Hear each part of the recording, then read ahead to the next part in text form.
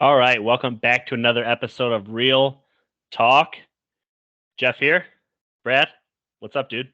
Dude, I am good as always, one day closer to football, and we have probably what most people believe the best division on deck today, ranking of the quarterbacks, best position. So I'm always excited, and it's nice to always have a third guest every once in a while.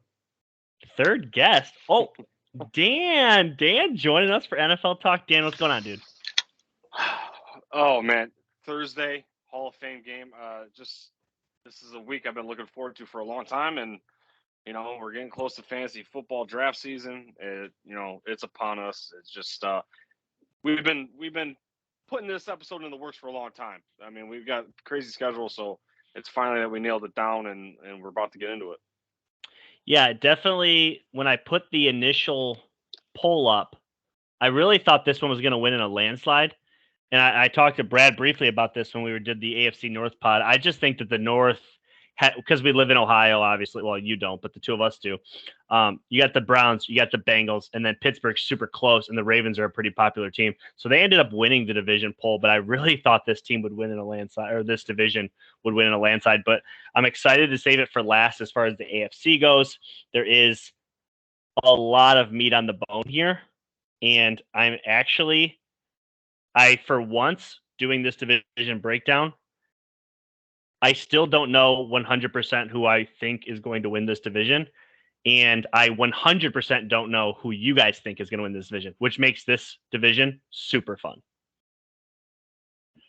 Yeah, I agree. And especially with we're talking about ranking quarterbacks and just looking at this entire division from a quarterback perspective alone, I think it's extremely plausible to have all four quarterbacks in the top 10 in the NFL. And to know that I believe all four of these teams have five primetime games. So the fact that we're going to get to see a lot of these teams, and like you said, it's so good that a lot of people are floating around what I think to be unrealistic, but a fun question. And, with seven teams, I think Corey said something about this. I don't remember where, but, could four teams from one division potentially make it? So I think it's really fun in this division. I mean, coming in fourth in this division is not a knock on you at this point. It's so good. It's ridiculous.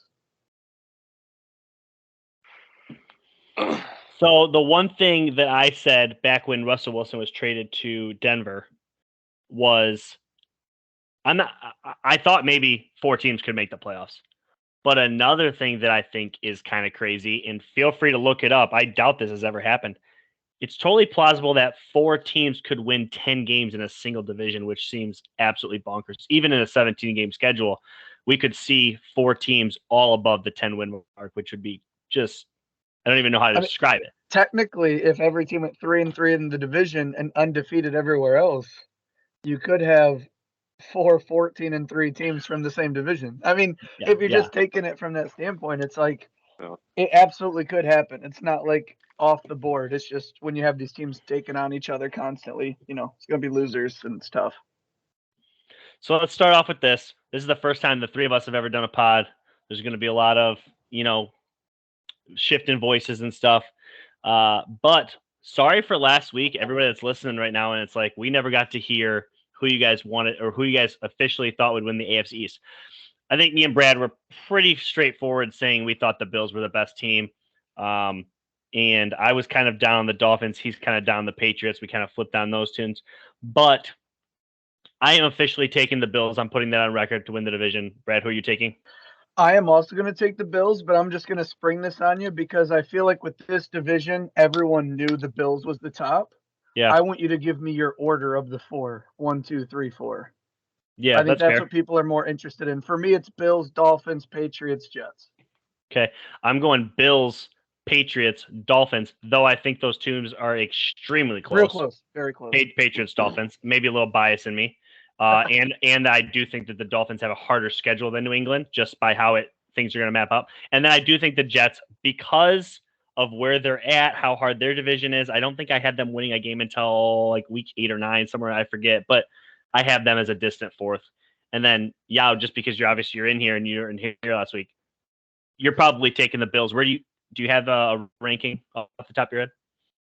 Yeah, I'm actually siding with Brad here. I kind of agree with him last week or when you guys were live. But Tua is going to take this team as far as it can go. But yeah, I'm kind of with Brad on the Dolphins being at the 2 spot. But I'm right in line with them. Yeah. Okay, so let's talk the Dolphins. Let's just shift right into that. So the Miami Dolphins today. Let's back up.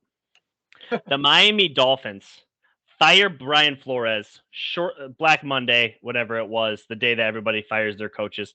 It definitely came as a shock, came out of nowhere. Brad and I basically said that it was the dumbest fire of all the head coaches that ended up getting fired at that time. But I think the real big bombshell was just a couple days later is when Brian Flores accuses Stephen Ross, the owner, of purposely tanking, forcing him to tank. He was accusing them of giving phony interviews and some racist things. So with all that being said and all that being done, the NFL started a investigation. And in that investigation, they did not find them to be guilty of tanking.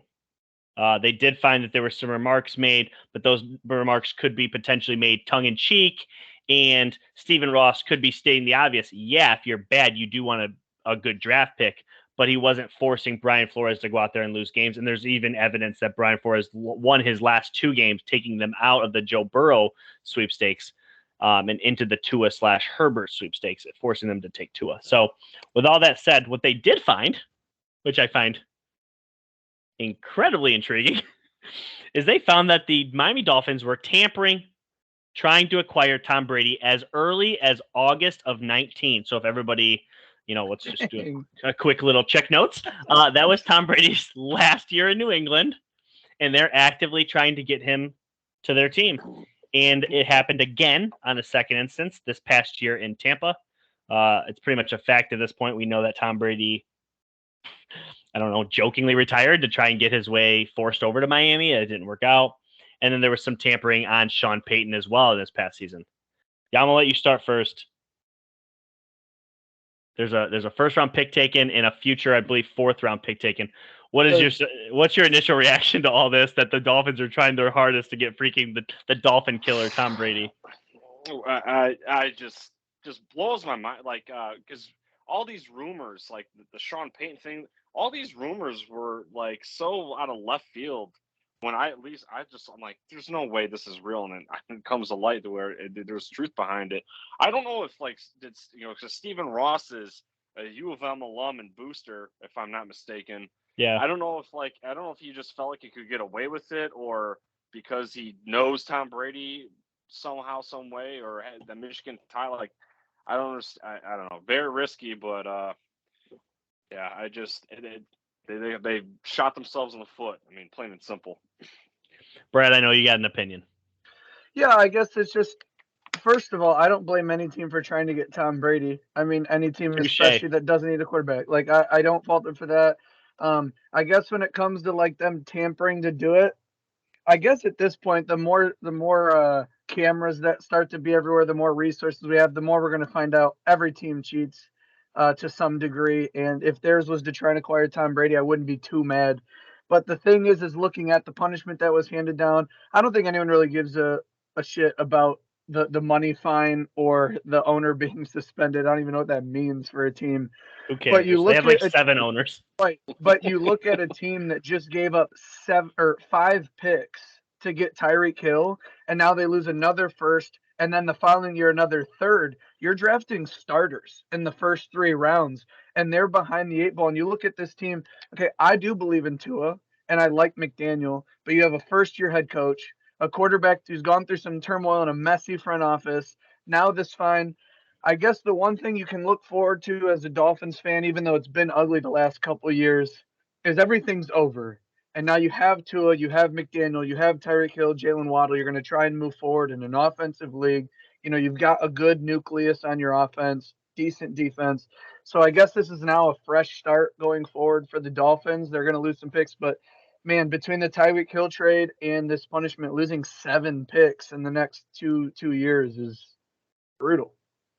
I have 2 points to make. So the first point, it is so funny that this all happened the way it did today. It all happened At about 11:50, Juan Soto was traded, and then like 11:55, we see this breaking news that the Dolphins are getting hit literally right before noon today. It was like all coming at once.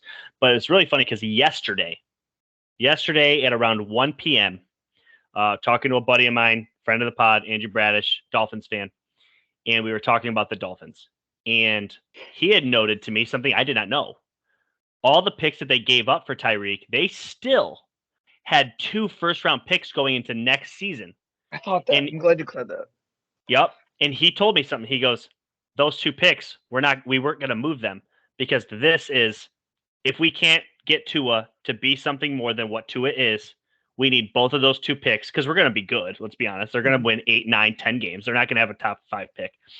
They need those 2 picks to then move up into that top 5 to get a CJ Stroud, a Bryce Young, whoever the hell pops off like a Joe Burrow did a couple years ago. So they needed those picks. And now that pick is gone. They lost it. They only have the 49er pick. That's all they have. And the 49ers are projected to be pretty good. Really good. Yeah. I just have one question.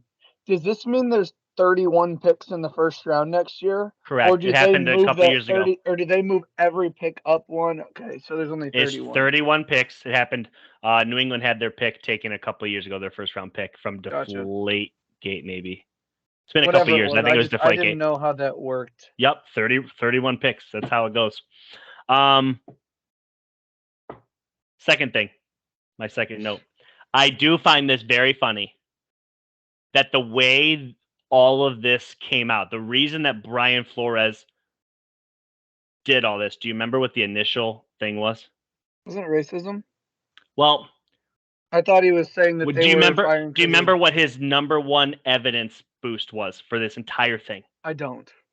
Bill Belichick accidentally texted him. Oh, yeah. Oh, that's right. Thinking he was the other. Thought he was Brian Dable, but he's Brian Flores. And it's funny he did that on purpose. He did. He knew the Dolphins were tampering in 2019, and he plays chess, not checkers, baby. Don't cross the hoodie, bro.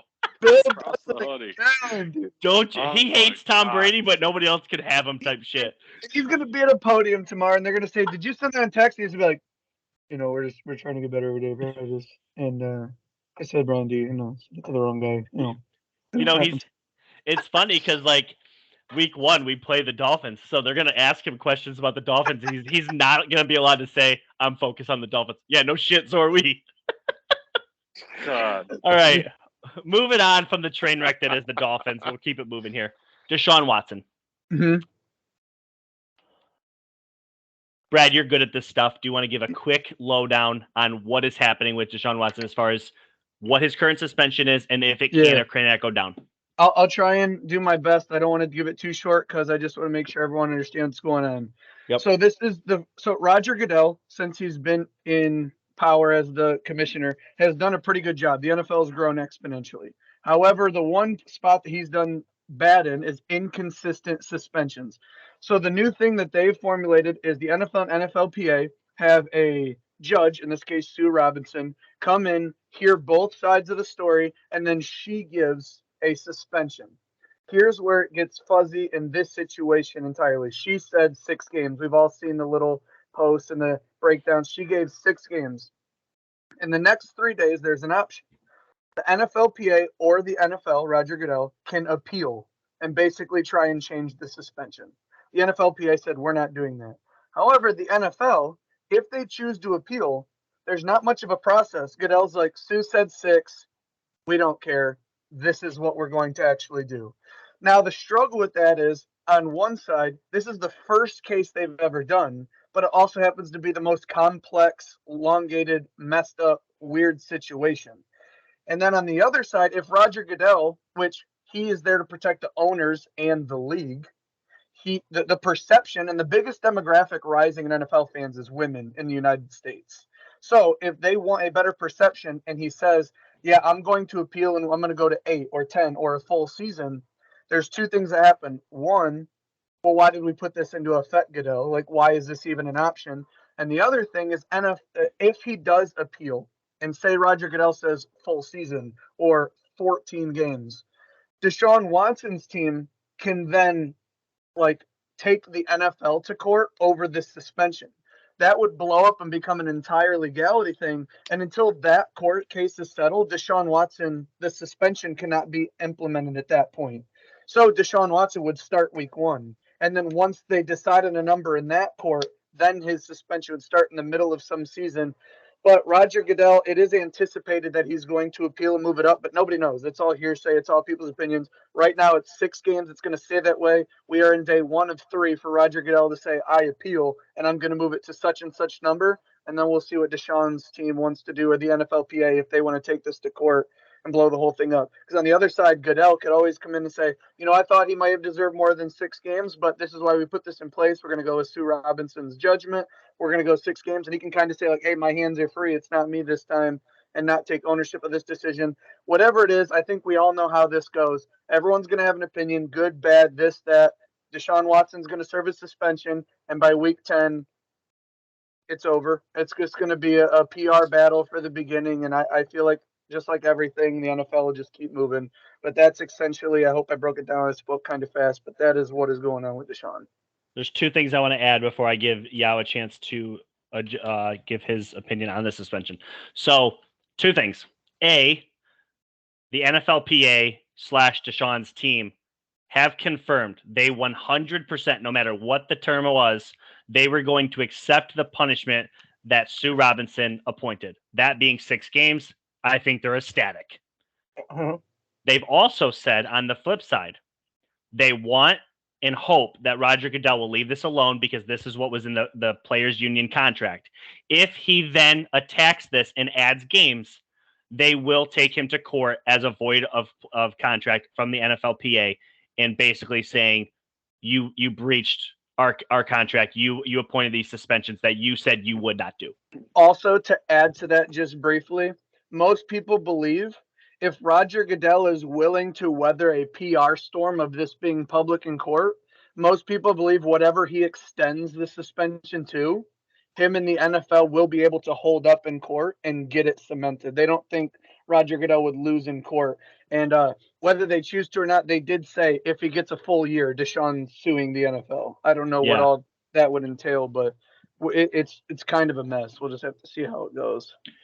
Dan, I'll leave this to you. Quick question. 6 games, too little, just right, too much, and do you think Roger will add or leave it alone? Both things. Oh, boy, this is just such a sticky situation. And just oh, boy. Like, I didn't mean to do that. Didn't mean to do that. Oh, this pod needs more comedy. Let's go. But you know what though? Like, kind of what Brad was saying, the inconsistency is there. We'll get to that in a second. But I think I don't know if 6 games is enough, or because you got all these women coming out, like a good amount of women saying what happened with them, and it's I guess it's up to you, the reader, the whatever, to decide whether or not they're making it up or not. And in this Me Too movement that's over the last 5-6 years, whatever, I don't know, man. I think it's gonna stay at 6. I don't think it's gonna go any shorter or any less. But the one side, the answer, I don't think is gonna be one size shoe fits all. It's just, I understand that each situation is different, but Tom Brady for deflating 4 games, this guy doing happy endings, whatever, 6 games. It's just, I don't know, man. It's just, I don't think they will ever have a good answer for it. And if I'm a Browns fan right now, we're going into a season where we just got rid of a quarterback who took you to the heights, which you haven't seen since, Bill Clinton administration. Well, even before that. But now you shafted that quarterback, and then you bring in this guy, you sell the farm for him, and now we don't even know if he's going to when he's going to play. I just think it's just not worth it.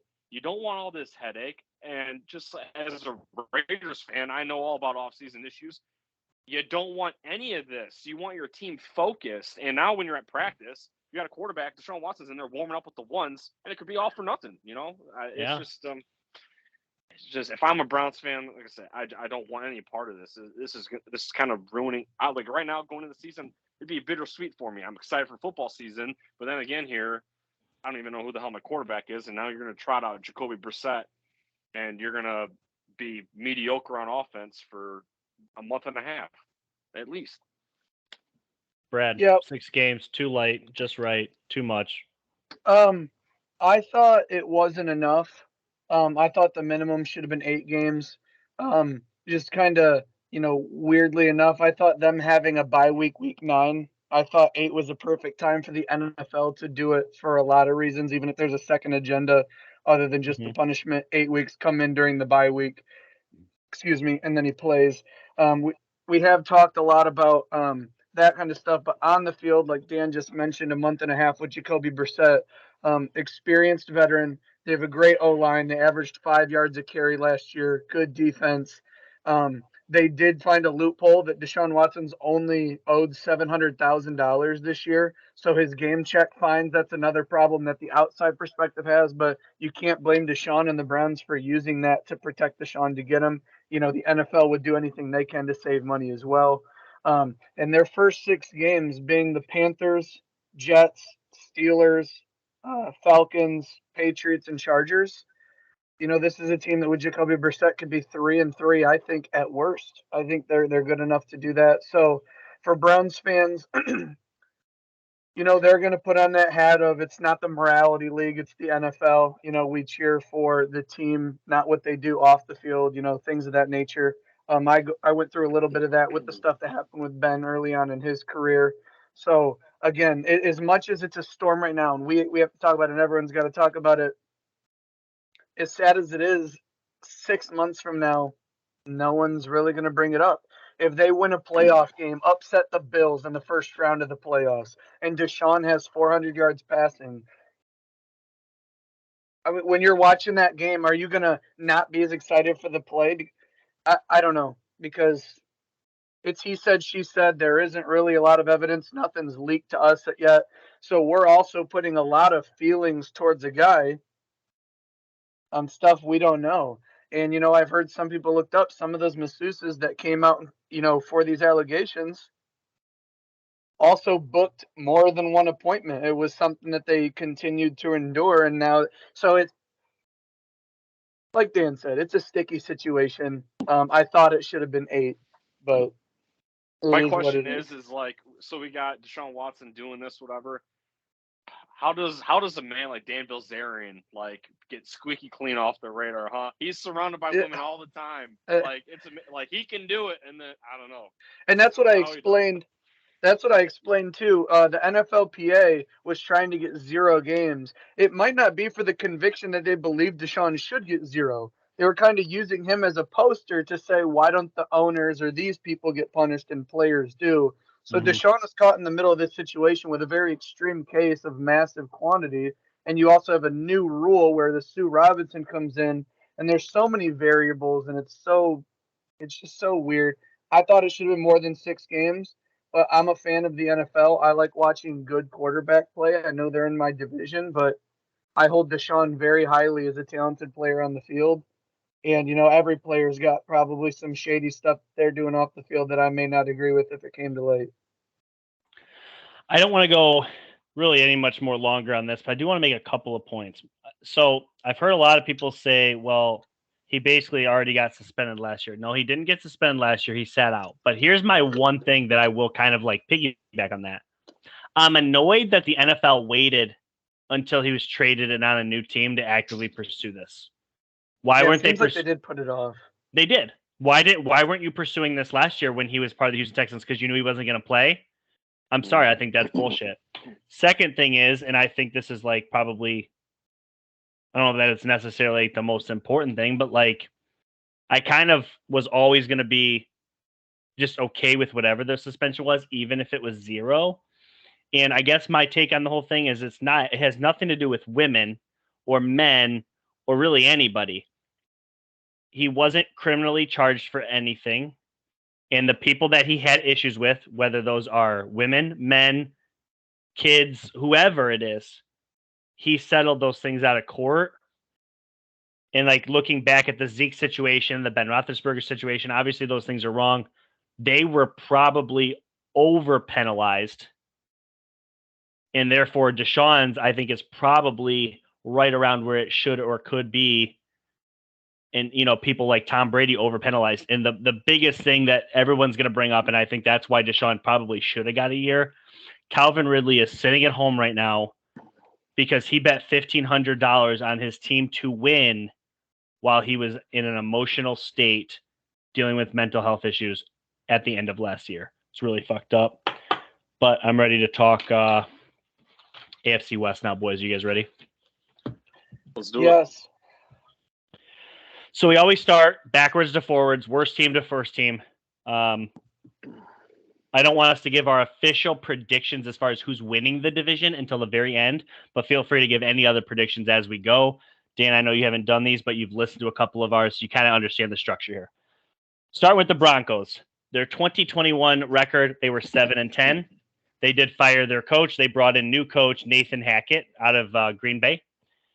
And I think their ads are going to sound very familiar because I think that they probably had the number one signing of the offseason, number one trade, number one acquisition. They brought in Russell Wilson. I think it was number one, in my opinion. Yeah, no, you're good. So they bring in Russell Wilson from the Seattle Seahawks. They also bring in Randy Gregory. They were kind of in a bidding war with the Cowboys over this, but they ended up landing him on a 5-year deal. Shockingly, I was really looking over their ads and losses. They did not add a ton of name variety. I could sit here and list a bunch of players that they signed, but you as a listener are going to be like, who? There's just not a lot of name variety there. As far as losses goes, lost Teddy Bridgewater. He goes over to Miami to back up Tua. I don't think that's a huge loss, but he was a veteran. People like Teddy when he goes to the locker room.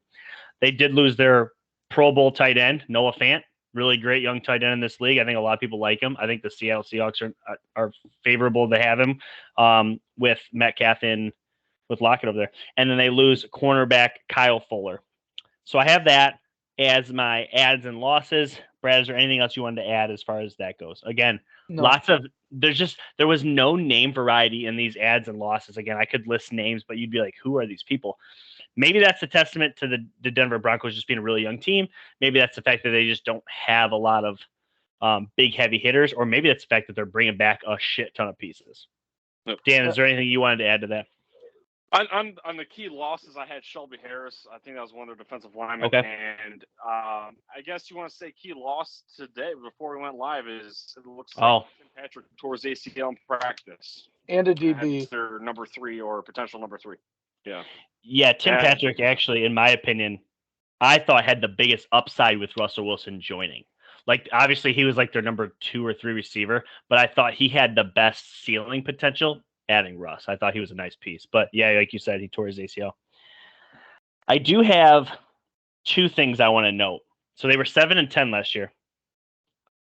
322 points on defense allowed last year. That was the 3rd best in the league. So this team was 100% a defensive team.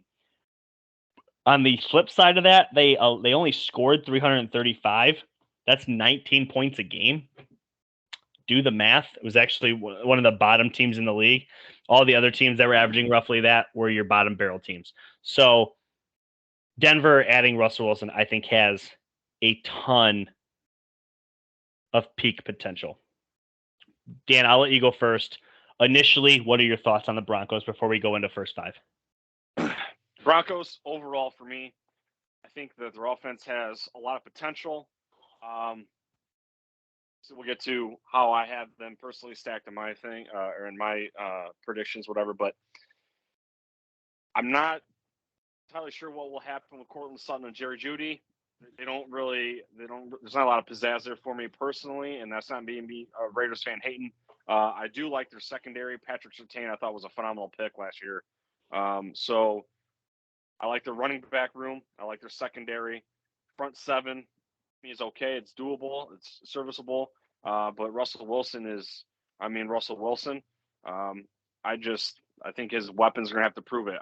For the Broncos, I could best say for me is how Michigan was going into 2021 for me. I have to see it to believe it. The Broncos have been honestly quarterback carousel like the Cleveland Browns for a long time here. They finally have looks to what it could be a piece for the future, and for a chance to make a threat in the AFC. But again, I have to see with my eyes to buy in. Brad, initial reactions to Denver, what you think of them. Also, is Russell Wilson washed? We'll get to our quarterback rankings later. Russell Wilson is not washed. I think people are forgetting about how there was a couple years in a row he dragged a dead Seahawks team just to places they shouldn't have been. And last year caught up, hand injury, tried to play through it. And, we'll see a better Russell Wilson this year. I was high in the Broncos. Go ahead. So hand injury. Do you need that to play quarterback? Well, it was on his throwing hand, so it shouldn't have bothered him. So, but unfortunately, he wasn't overdate. Yeah. So, me personally, as you know on the show, I've never been high on Lockett or DK Metcalf. I think Russell Wilson made both those guys. We talked about, back in early, draft talks, maybe first draft pod, is it going to be CeeDee Lamb or Jerry Judy? Well, now Jerry Judy has that quarterback because everyone talks about his separation, his route running ability. Cortland Sutton's a big body. KJ Hamler's a gadget guy. You look at their running backs. Javonte Williams is a dog. Here's a little nugget, though, here. Melvin Gordon came back for 1 year. Although Javonte Williams out-touched Melvin Gordon in 10 of the 14 games they played together outscored Javonte in fantasy points. Russell Wilson and Melvin Gordon were teammates at Wisconsin. So keep that in mind for your fantasy picks. This will be maybe the best offensive line that Russell's had in a long time. Across the board, he's had the left tackle at Seahawks, but across the board, he's got a much better O-line. Russell Wilson only had 6 interceptions last year, so he really takes care of the football. He was hurt. Well, I get that, but he still had 25 touchdowns, over 3,000 yards, only 6 picks. So with him being able to take care of the ball and still put up production, you look at maybe they're going to be playing with a lead in Mile High, and we just noted their linebacking core in the middle and their DTs have questions, but they have pass rushers and an elite secondary. Ronald Darby, Patrick Surtain, Justin Simmons, Kareem Jackson. 4 guys who all could make the Pro Bowl this year.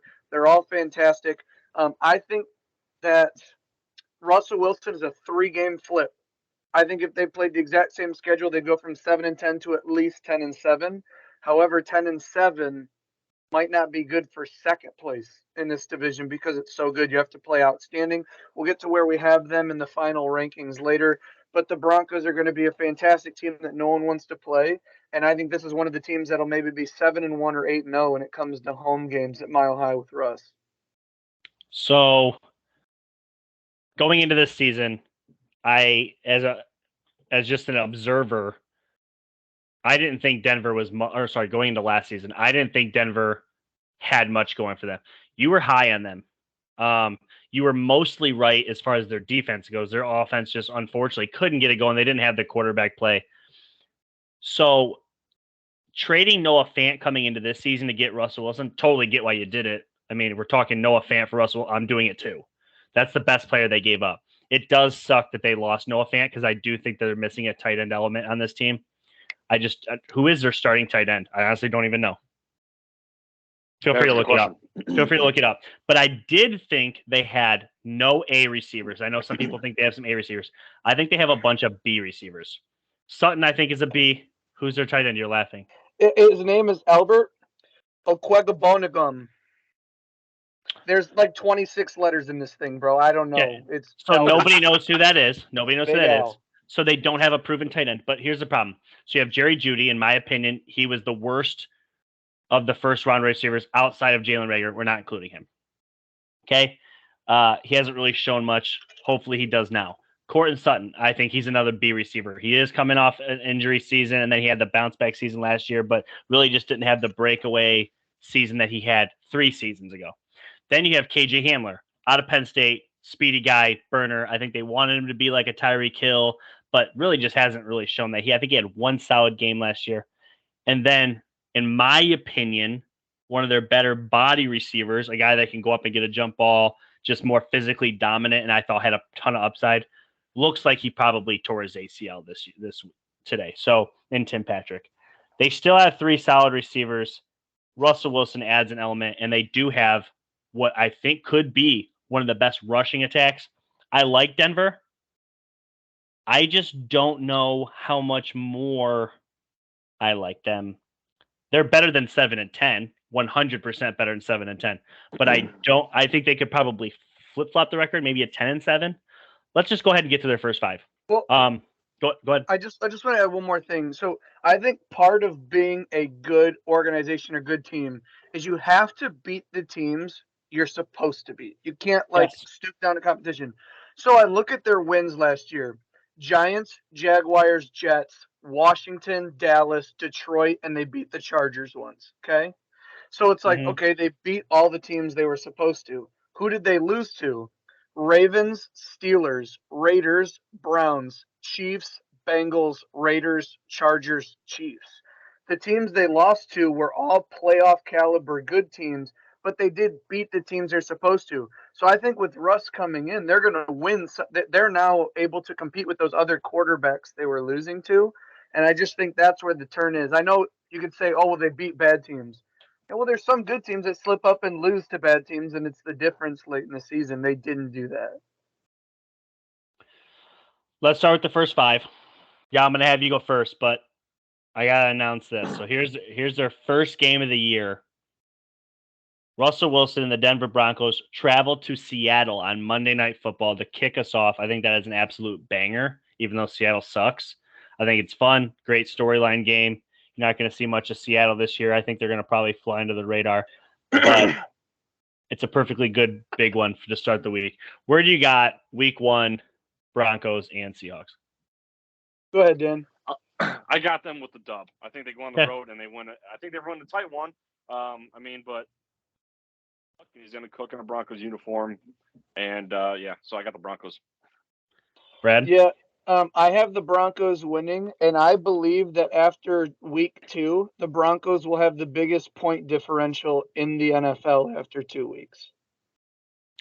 I think they're going to slaughter both teams. They're at Seattle, and then their home opener. I think they absolutely crush. Yeah, so I have them winning Seattle, though I do think it's tight. I don't think they're just going to slaughter them. It's week 1. We have no idea what Seattle looks like post-Russell, and neither does Denver. Dude, Pete Carroll's going to dial up everything he can to beat Russ. I think it's going to be a really great first game. And it's Monday night at the 12s. Dude, the thing is, when Russ plays, it's quiet there. He's never played with. Holy shit! Yeah, and it'll be fun to see. It's going to be fun to see Russell Wilson trying to pump the crowd down. Yeah, it's going to be fun watching him go up against Bobby Wagner, Richard Sherman, Earl Thomas. Oh wait, all those guys are gone. They're trash. The Seahawks are bad, bro. Bad. I have them winning too. Week 2 versus Houston, home opener for the Denver Broncos with Russell Wilson. Dan? W. You said W. I also have them as a W. They're 2-0. All of us got 2-0. Week 3, home against the Niners, Dan. Yeah, I got a W. I think they take home the Niners or take the Niners out for a W at home. Okay. Brad? Trey Lance versus that secondary is the difference. I think the Broncos take a win here. I will say, though, this Broncos team, 4 primetime games in the first 6 weeks. We're going to get to see them quite a bit.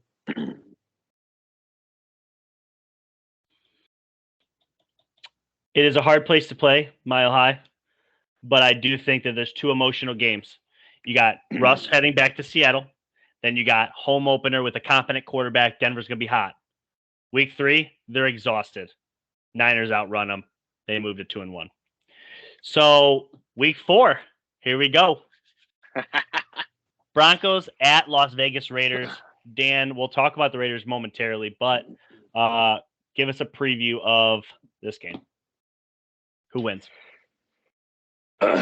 Well, I got the Raiders taking the W here. It's going to be super close. Again, some people who don't know me are going to sound like that's a homer pick, but I think this is going to be an emotional win here.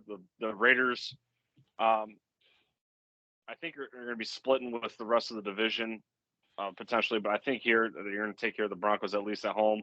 I think that's going to be back and forth all year round. I think it's going to be who's home, who's away.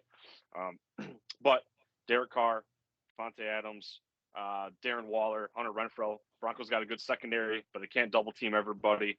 And I think that the pass rush on the Raiders side will keep Russell Wilson contained. And Russell Wilson, his one bugaboo, or one, not every person's perfect, but I think one of Russell Wilson's negative things is sometimes he holds onto the ball for too long and will take a sack scrambling around out of the pocket. And I think Max Crosby and Chandler Jones is going to make life hell for him, at least at home here.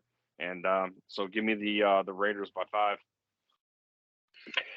5. Just looking ahead, we'll get to it soon. I have the Broncos at 3-0. This potentially could already be a must-win for the Raiders here, Week 4 at home. I like the Raiders to get the W against the Broncos. I actually also like the Raiders. From a lot of the reasons you just gave, I also believe that home field advantage in this division is going to be massive this year, and I think every team's going to bring it when they do have a home game. I think it's big. I got the Raiders in a W. Week 5, man, this is a tough 3-game stretch. I mean, it goes actually even deeper. We won't get too much into it, but Week 5, they're home against the Colts. What do you got, Dan? I was kind of back and forth, to be honest, with this one for a long time. I'll go with what I had originally. I think they have an L here. I know that we talked about already how good the Broncos secondary is, and I know the Colts have a lot of question marks at wide receiver. Pittman has got to really take a step forward this year, and who's the other fellow? I can't think of. Paris Campbell, right? So I think it's going to be relied on, obviously, with the Jonathan Taylor show. Maybe it is my bias peeking out just a little wee bit, but I originally got the Colts here. I'm going to ride with Indianapolis taking an upset here.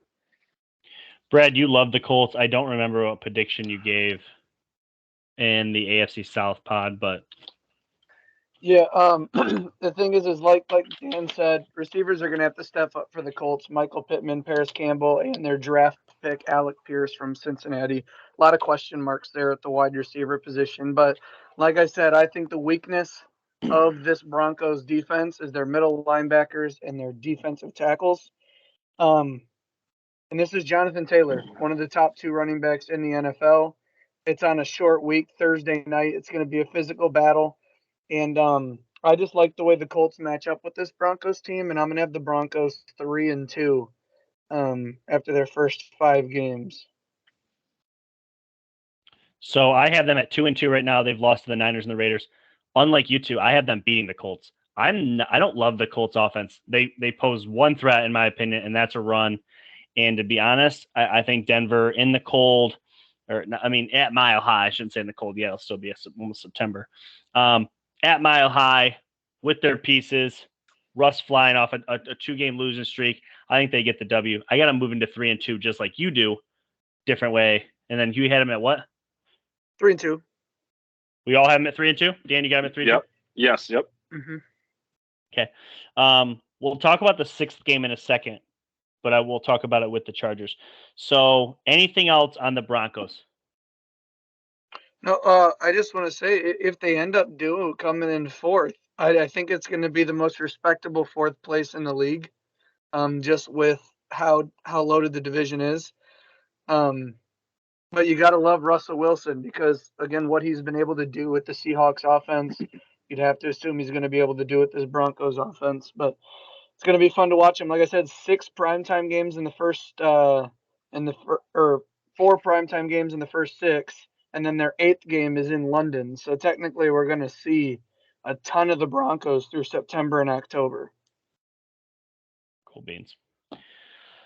Well, I think this next team is a team that a lot of people are really excited about. So 3rd place last year was the LA Chargers. Their 2021 record was 9-8. What did they do in the offseason? They added all-pro corner J.C. Jackson. They added all-pro pass rusher Khalil Mack via trade. They added tight end Gerald Everett.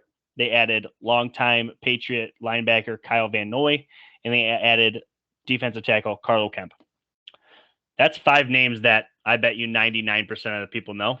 Those are big acquisitions. They did lose Jared Cook, the tight end, defensive end Linval Joseph, and then running back Justin Jackson. Not a ton lost here. when I was going over their adds and losses, they mostly added big-time players and didn't lose a whole lot. They've drafted well on the offensive line the last couple of years.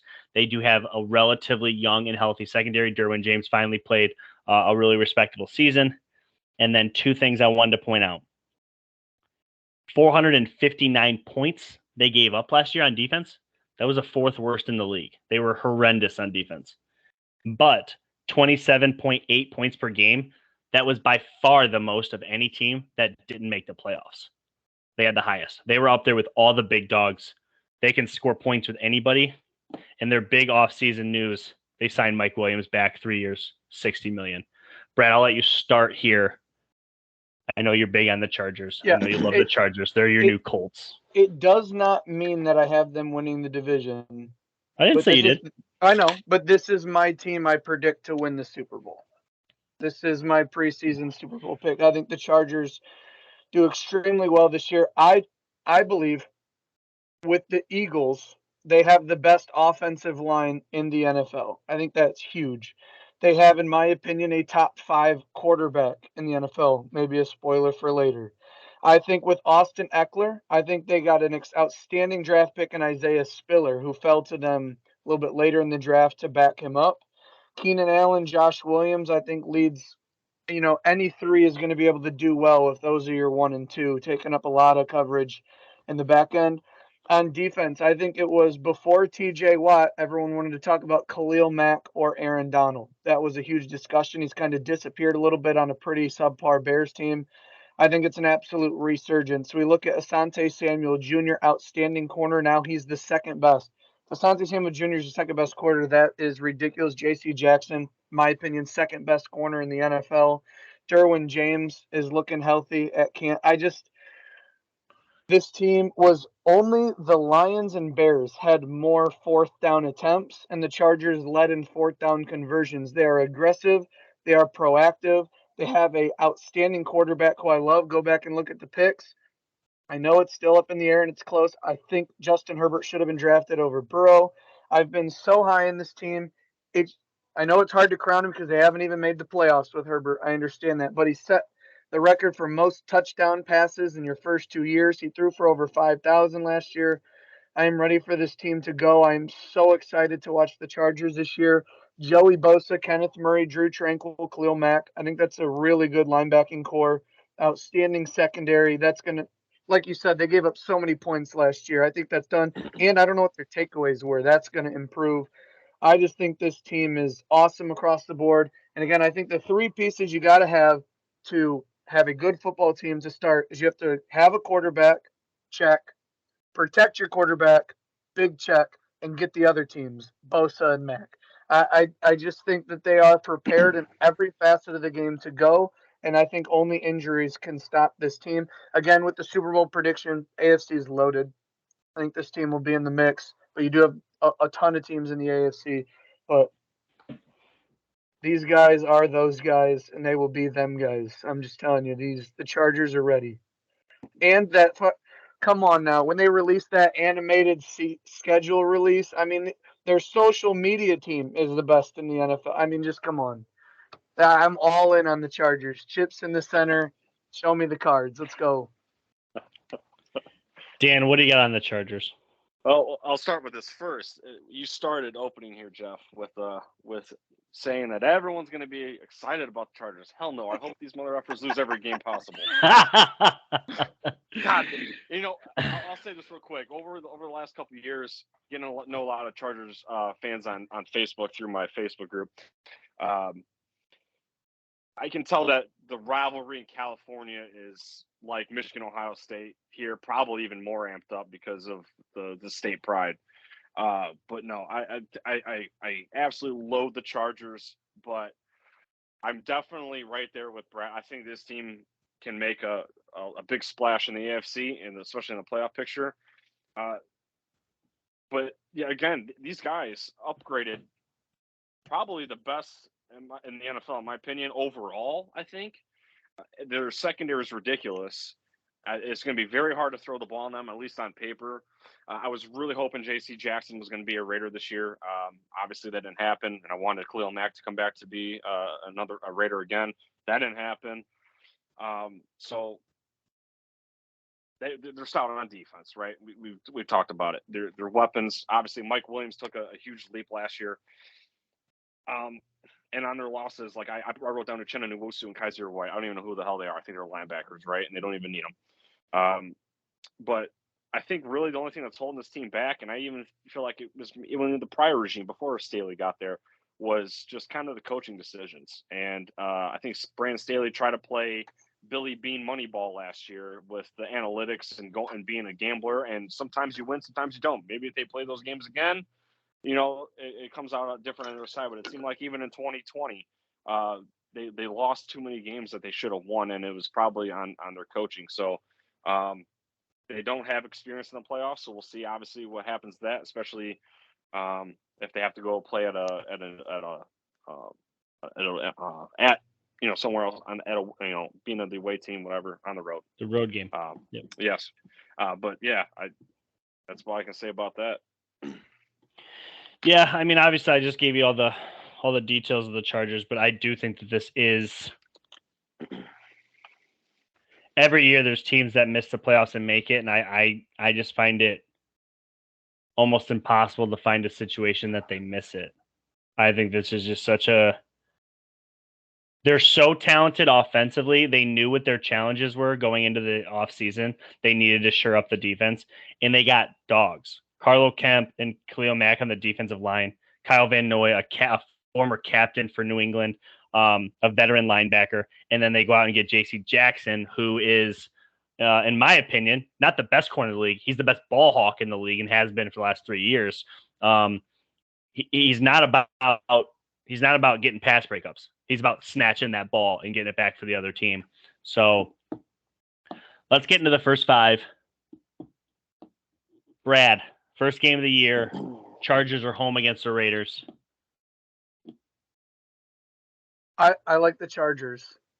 I think the best part of the Raiders defense is their pass rush, and I think they're coming up against a really good offensive line.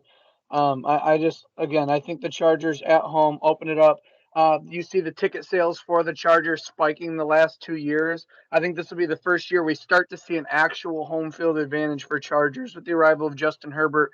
The way the free agents are coming, they're starting to really get into LA and really get a fan base going. So I like the Chargers to win Week 1. I think that at home again, I think we talked about it in this division. Home games are going to be very important.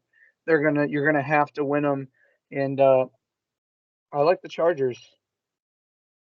Dan. I got the Chargers winning as well, unfortunately. The Raiders still hold LA pretty near and dear. And last year when they were out on the road, they filled that stadium up probably close to 50%. And they still lost. So I still feel like the Raiders are going to be neck and neck with them. But I think the Chargers take Week 1. I think the Raiders are going to have to. I think they're going to have a lot of kinks to work out before they get their engine running, and the Raiders have a pretty tough schedule. But I think middle of the road down the stretch, I think the Raiders will figure it out. But here, I got Herbert, and I hate saying that, but I got the Chargers winning. Well, the last time these two teams met was Week 18 in what was basically considered a playoff game.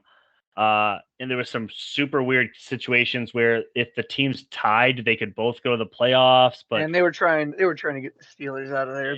It was the craziest stuff. It ends in overtime, 35-32 Raiders. I think we see a similar result. I'm disagreeing with you guys. I'm very high on the Raiders this year.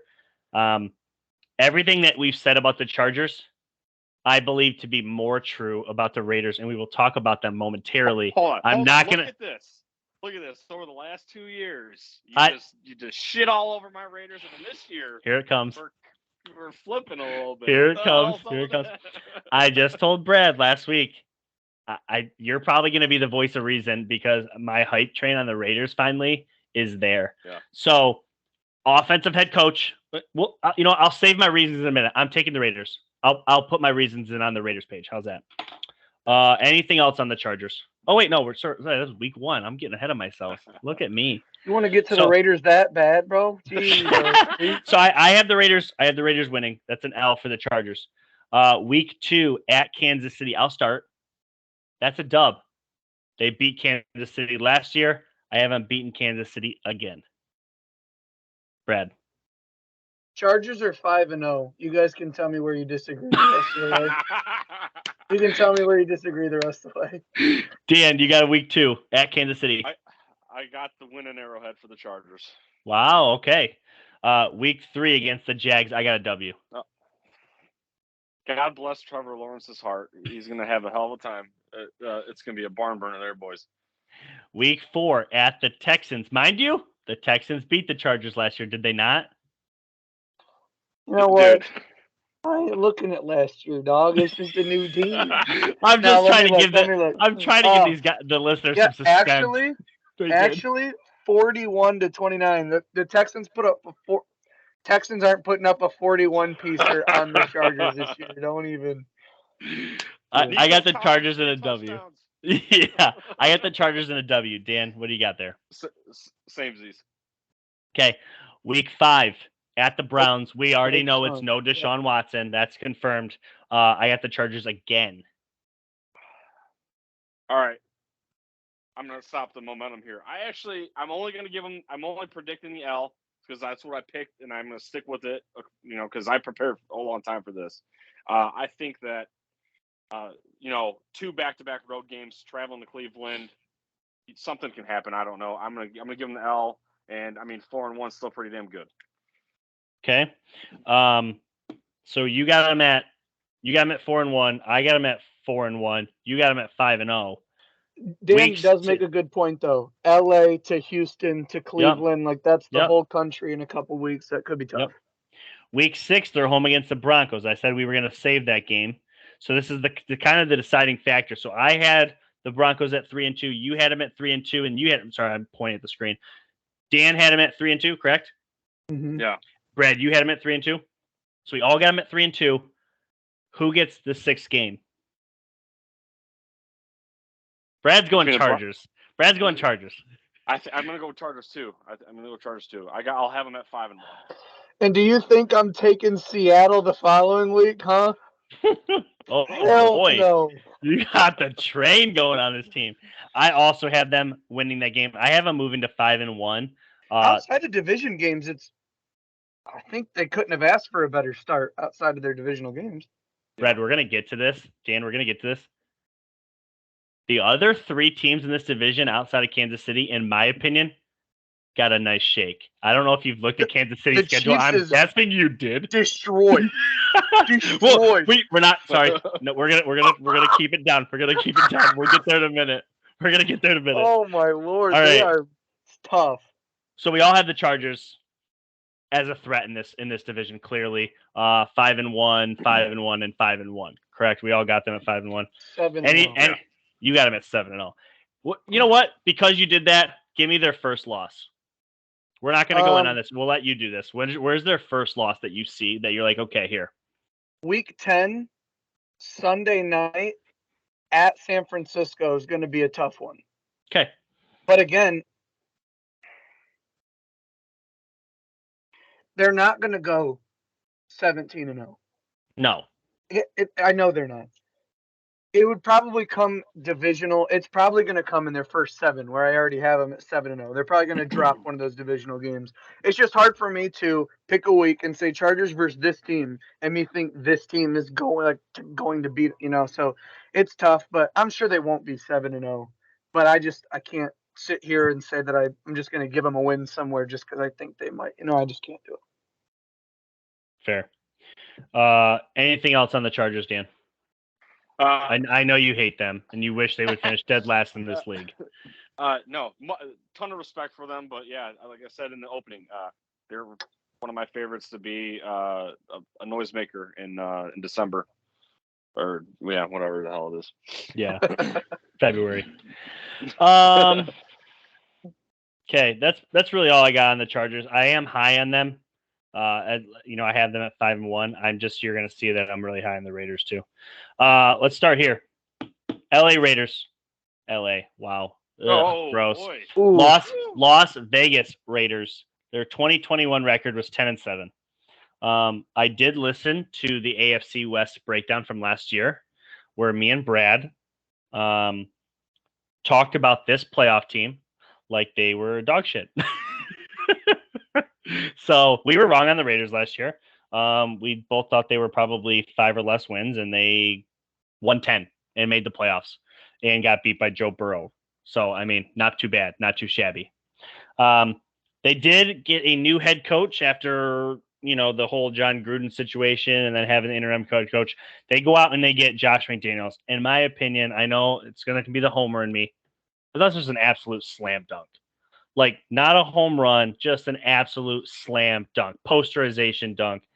The thing is like, Josh got a chance 10 years ago, back in like 2009, to be the head coach of the Broncos, and it didn't work out for him. Second chances are huge. I'm big on second chances. I think Josh is going to nail this out of the park, and the team that's around him, we're going to get to. Ads. I don't know, just the best wide receiver in football. They trade with the Green Bay Packers, and they get Devontae Adams, former college teammate of Derek Carr. We'll talk about that connection later. Defensive end Chandler Jones had 5 sacks week 1 last year. I think he only finished with 8. So maybe there's some situation there. Maybe he wasn't healthy. I'm not fully sure on Chandler Jones, but I do like this signing. They trade Yannick Ngakoue so that they can bring in Chandler Jones, but they get Rock Ya-Sin, cornerback. They bring in old Patriots third down back Brandon Bolden. They go out and they steal a player from the Chiefs, Demarcus Robinson. They go out and get a Super Bowl champion strong safety, Duron Harmon. I was a big Duron Harmon fan, was in New England.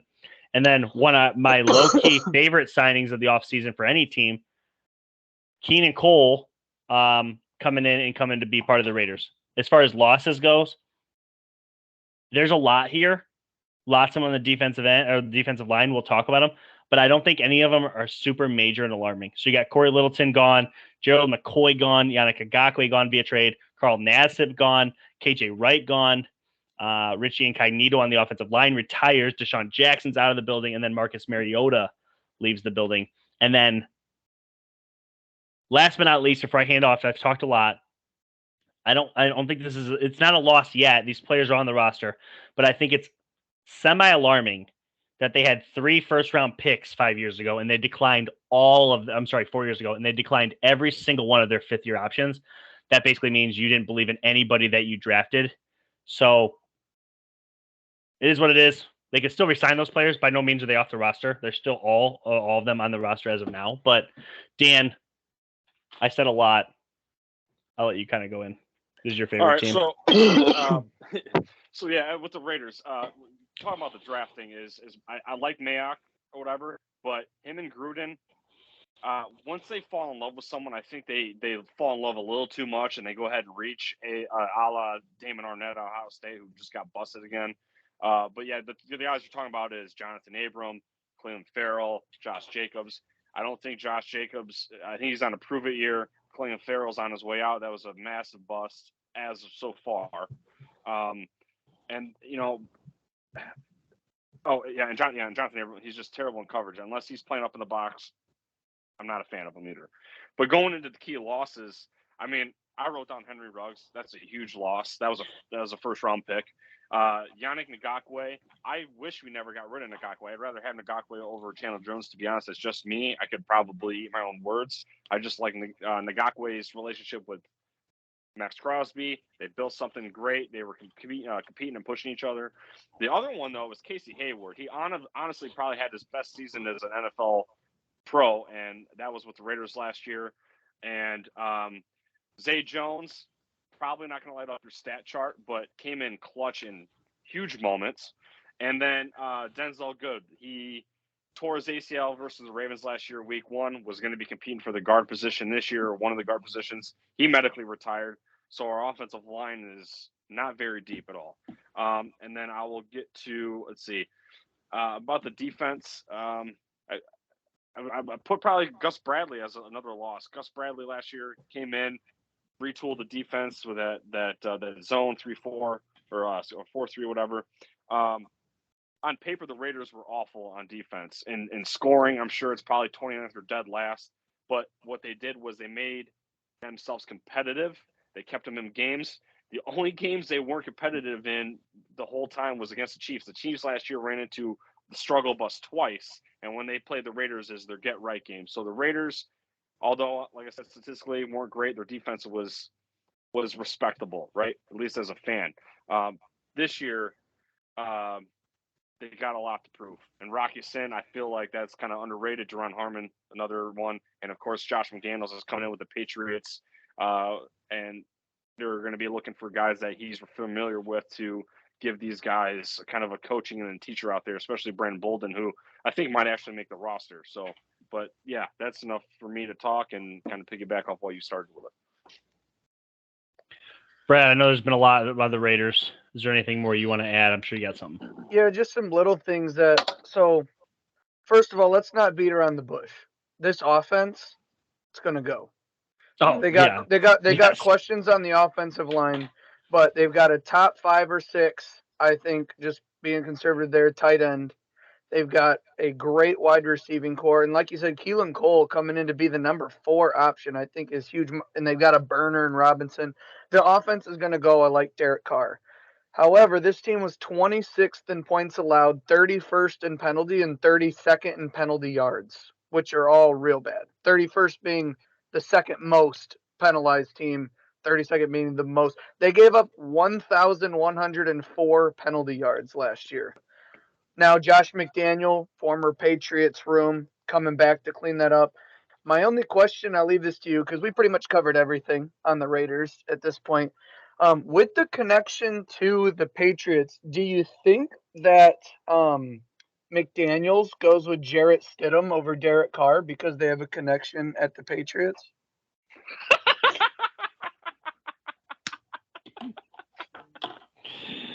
I told you we need some comedy on this pod. I'm good. I'm here for it. Let me just say this: when this pod started, I think he beats out Nick Mullins, though. I think he beats out Nick Mullins. Who's Chase Garbers? There's no way. There's no way he's beating out Nick Mullins. The only way Stidham is there, in my opinion, and a lot of guys do this. Depth chart, he's listed second. He knows the offense that McDaniels wants to run, and he can kind of be a clipboard holder for Derek Carr in his ginormous new contract that he just signed. Okay? He can hold his stacks of dollar bills. So, let me say this. Josh went out, and he did get several Patriots coming in.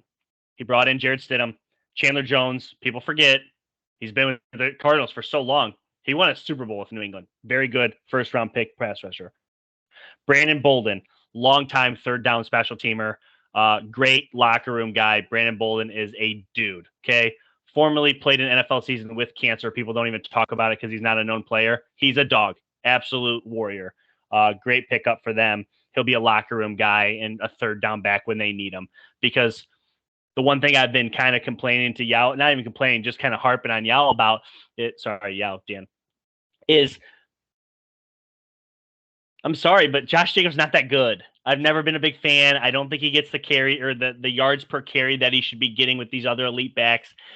Josh McDaniels is going to do running back by committee because that's proven to win in this league. Look it up. It's a fact. He's not getting another contract. They already declined the 5th year.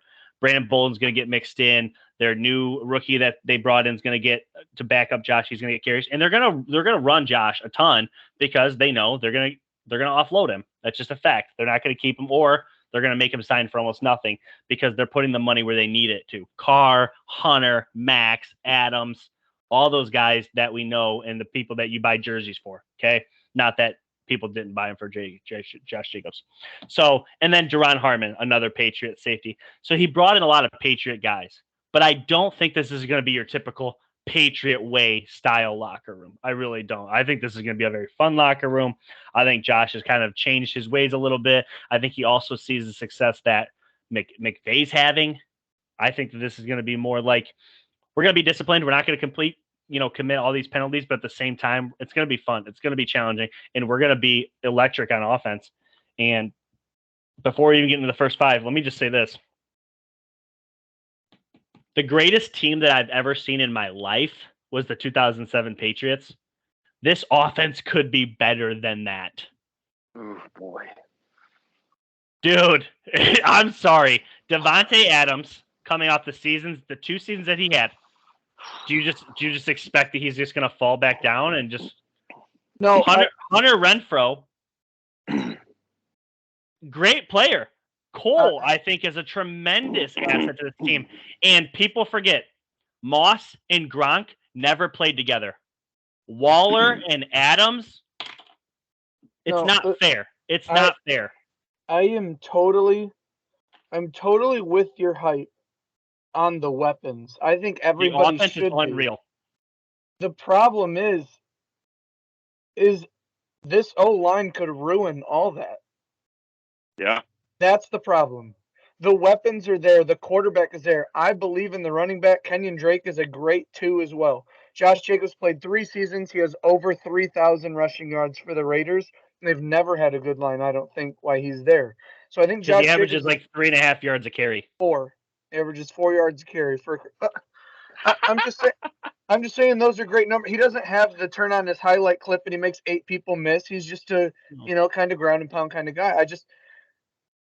This team could go nuclear any given week, but over the consistency of a season, this offensive line could ruin the whole thing. Is all I'm saying. The offensive line is such a big question mark because I can't agree with you enough. Devontae Adams and Hunter Renfrow, elite route running and the number 1 wide receiver in the league, I think, in my opinion, and yours. It goes 4 deep. They have the running backs. Darren Waller's a dog. Derek Carr is really good. There's just going to be a lot of pressure on a quarterback who doesn't really move really offbeat. He's more of a pocket style passer, and I think that pocket could be crumbling, more than he wants it to. I just think the O line is a huge piece. I said it earlier with a different team. What? Brad, who lost the Super Bowl last year? The Bengals. What were they shitty at? All right. Okay. I understand. Answer the question. They couldn't protect Burrow. Right. What were they elite at? They had weapons. Yeah, but better than anyone else in the league. They didn't blow any. I mean, if they didn't what? Ryan Tannehill threw 3 picks, they probably lose that game. And the one game they did lose, time out. Why did he throw? Time out. Why was he throwing those picks? They had an elite pass rush. Chandler Jones and Max Crosby bring an elite pass rush. You said something earlier. You got to be able to have a quarterback. You got to be able to protect him. You got to be able to get the other quarterback, right? The Bengals did 2 of those things, but you forget the 4th. You got to have elite weapons in this league. They have that. The 2 things that I'll say to that is, one, there's a reason why that run was so magic by the Bengals. Because for them to be able to let me put it this way. The reason it was so magic, that run for the Bengals, is because they were to overcome those numbers, which was incredible. One, it's not something normal that happens. Secondly, on the last play, Jamar Chase is open. Don't do that. I'm just saying that it's going to be hard to just win with weapons when the other team had Aaron Donald. You're also saying the 2016 Patriots offense is what you think this team can be. I don't think they can with that offensive line. That's where this derives from. 2007, but yeah. Okay, but I love the Raiders. I think they're going to be very good. I love their weapons. I love their pass rush. I think this team is going to be fun. Josh McDaniels, he's a big reason why I'm pretty down on the Patriots. I think he's that important. I think he's going to be phenomenal for the Raiders. I just think when you talk about this team overpowering teams and just being a jug, I don't know if any of these offensive linemen, not one, has the capability to be a Pro Bowler, and that's tough. That's tough. Yeah, I'm kind of there. Like that's one of my fears is the offensive line play for sure. But yeah, again, Jeff does bring up a point. Like, I mean, they could be serviceable. They could go out there and overcome a lot. They probably, this remains to be seen. But last year 15 of their 17 games were games that they were trailing and they had to come back and win. So with an offensive line that didn't upgrade at all, I think they're going to be in a lot of tight games still, and they're going to be relying on that offense to do a lot.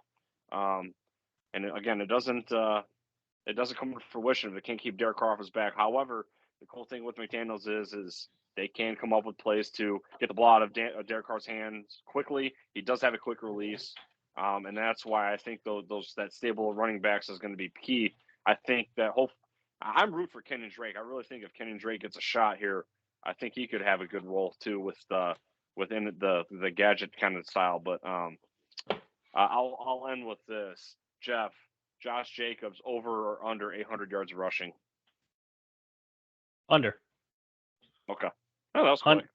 To be honest, I'd almost bet my life on it. A, they're going to be running back by committee. I already said that. B, so I brought this up because I wanted to talk about it. So I'm glad you just asked that question because it leads into this. So let me give you 1, 2, 3, 4, 5, 6, 7, 8, 9, 10. The top 10 passing quarterbacks last year. Tom Brady, 5,300 yards. Herbert, 5,000. Stafford, 4,800. Patrick Mahomes, 4,800. Derek Carr, 4,800. So he was fifth. Okay. Joe Burrow, 46. Dak Prescott, 44.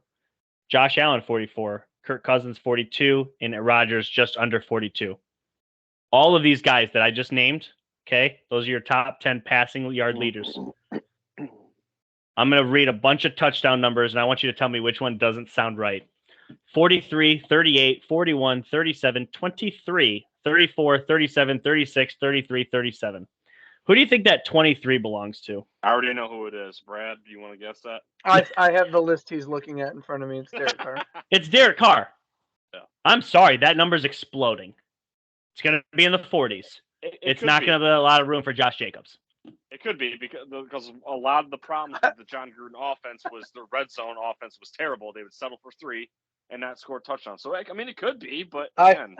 I have a question.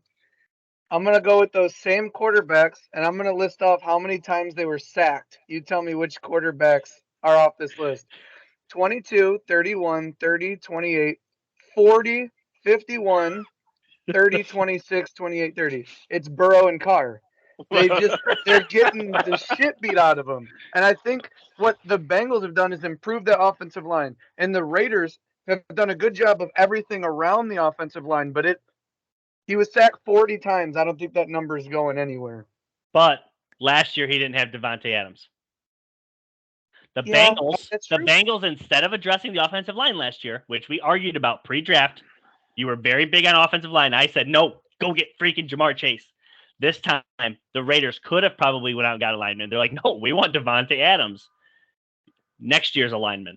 So Joe Burrow was excited for his weapons, tried to extend plays a little bit, got sacked 51 times. Carr's numbers going up. Carr's numbers going up. It's over 51. Oh, dude, I'm just saying. It can go either way. For every stat, there's another stat, and then that stat will open up the stat for statistics, where statistical value will it's all the same. Let's get to the first 5 unless you got something else to add, Dan. No, I don't know. I think we hit the nail on the head here. My last thing is I just struggle with in the division. I think defensively, the Broncos and the Chargers are built to handle exactly what the Raiders are good at. Elite pass rush with really good corners. So it's not going to I just think that in division, at least, it poses a big problem. Brad, I 100% agree with you. With what you just said, I agree with you. The team that a lot of people are favoring to win this division can't rush the passer, and they can't defend the pass. Okay? It's a long fall from the top. That's all I know. Yeah, we're about to get to it very soon. So just know that what the Raiders' problems are, I think other people have worse problems, and I think the Raiders are going to shock a lot of people. Let's talk about their first 5. Week 1 at the Chargers, we all just gave it. You guys got the Chargers and W's. I have a W for the Raiders. So I have the Raiders at 1-0. You guys are at 0-1. Yep. Week 2 against the Cardinals. This is the home opener. Kyler Murray got paid. They're without D-Hop. There's some questions there. Where are you going, Brad? I'll let you go first. Dan and I both hate know. The Cards. Well, Dan and I both know this is pre-Call of Duty, so Cardinals have a chance. But Call of Duty's not out yet. I am going to give it to the Raiders at home. Okay. Same. Okay, so I have them winning as well, moving to 2-0. No D-Hop. Though I do think this is a flip game. Cardinals are always good in the beginning of the season, and they get worse. Watch out for them to steal this game, but I got the Raiders 2-0. Week 3 is a fun game because I had this as a win for the Raiders when we did the AFC South. The more I think about it, this is not a good game for the Raiders. It's at the Titans. The Raiders rush the passer well, and that's kind of really it defensively. The Titans don't pass. They dominate the run. Can you stop Derrick Henry is the question. I actually have the Titans in a W here. Again, the Titans are a team I can't get a beat on. I know. Vrabel's always got the boys buzzing. But this is a game where Raiders struggle to stop the run. They sell out for it. They do everything they can. And this is where that nuclear offense comes into play. I don't think that the Titans have a super elite pass rush, although you could say they did put on a performance in the postseason. But I don't think they have the corners. I think the Raiders just simply outscore. I could see this game being in the 30s, both sides, the high 20s, high scoring game.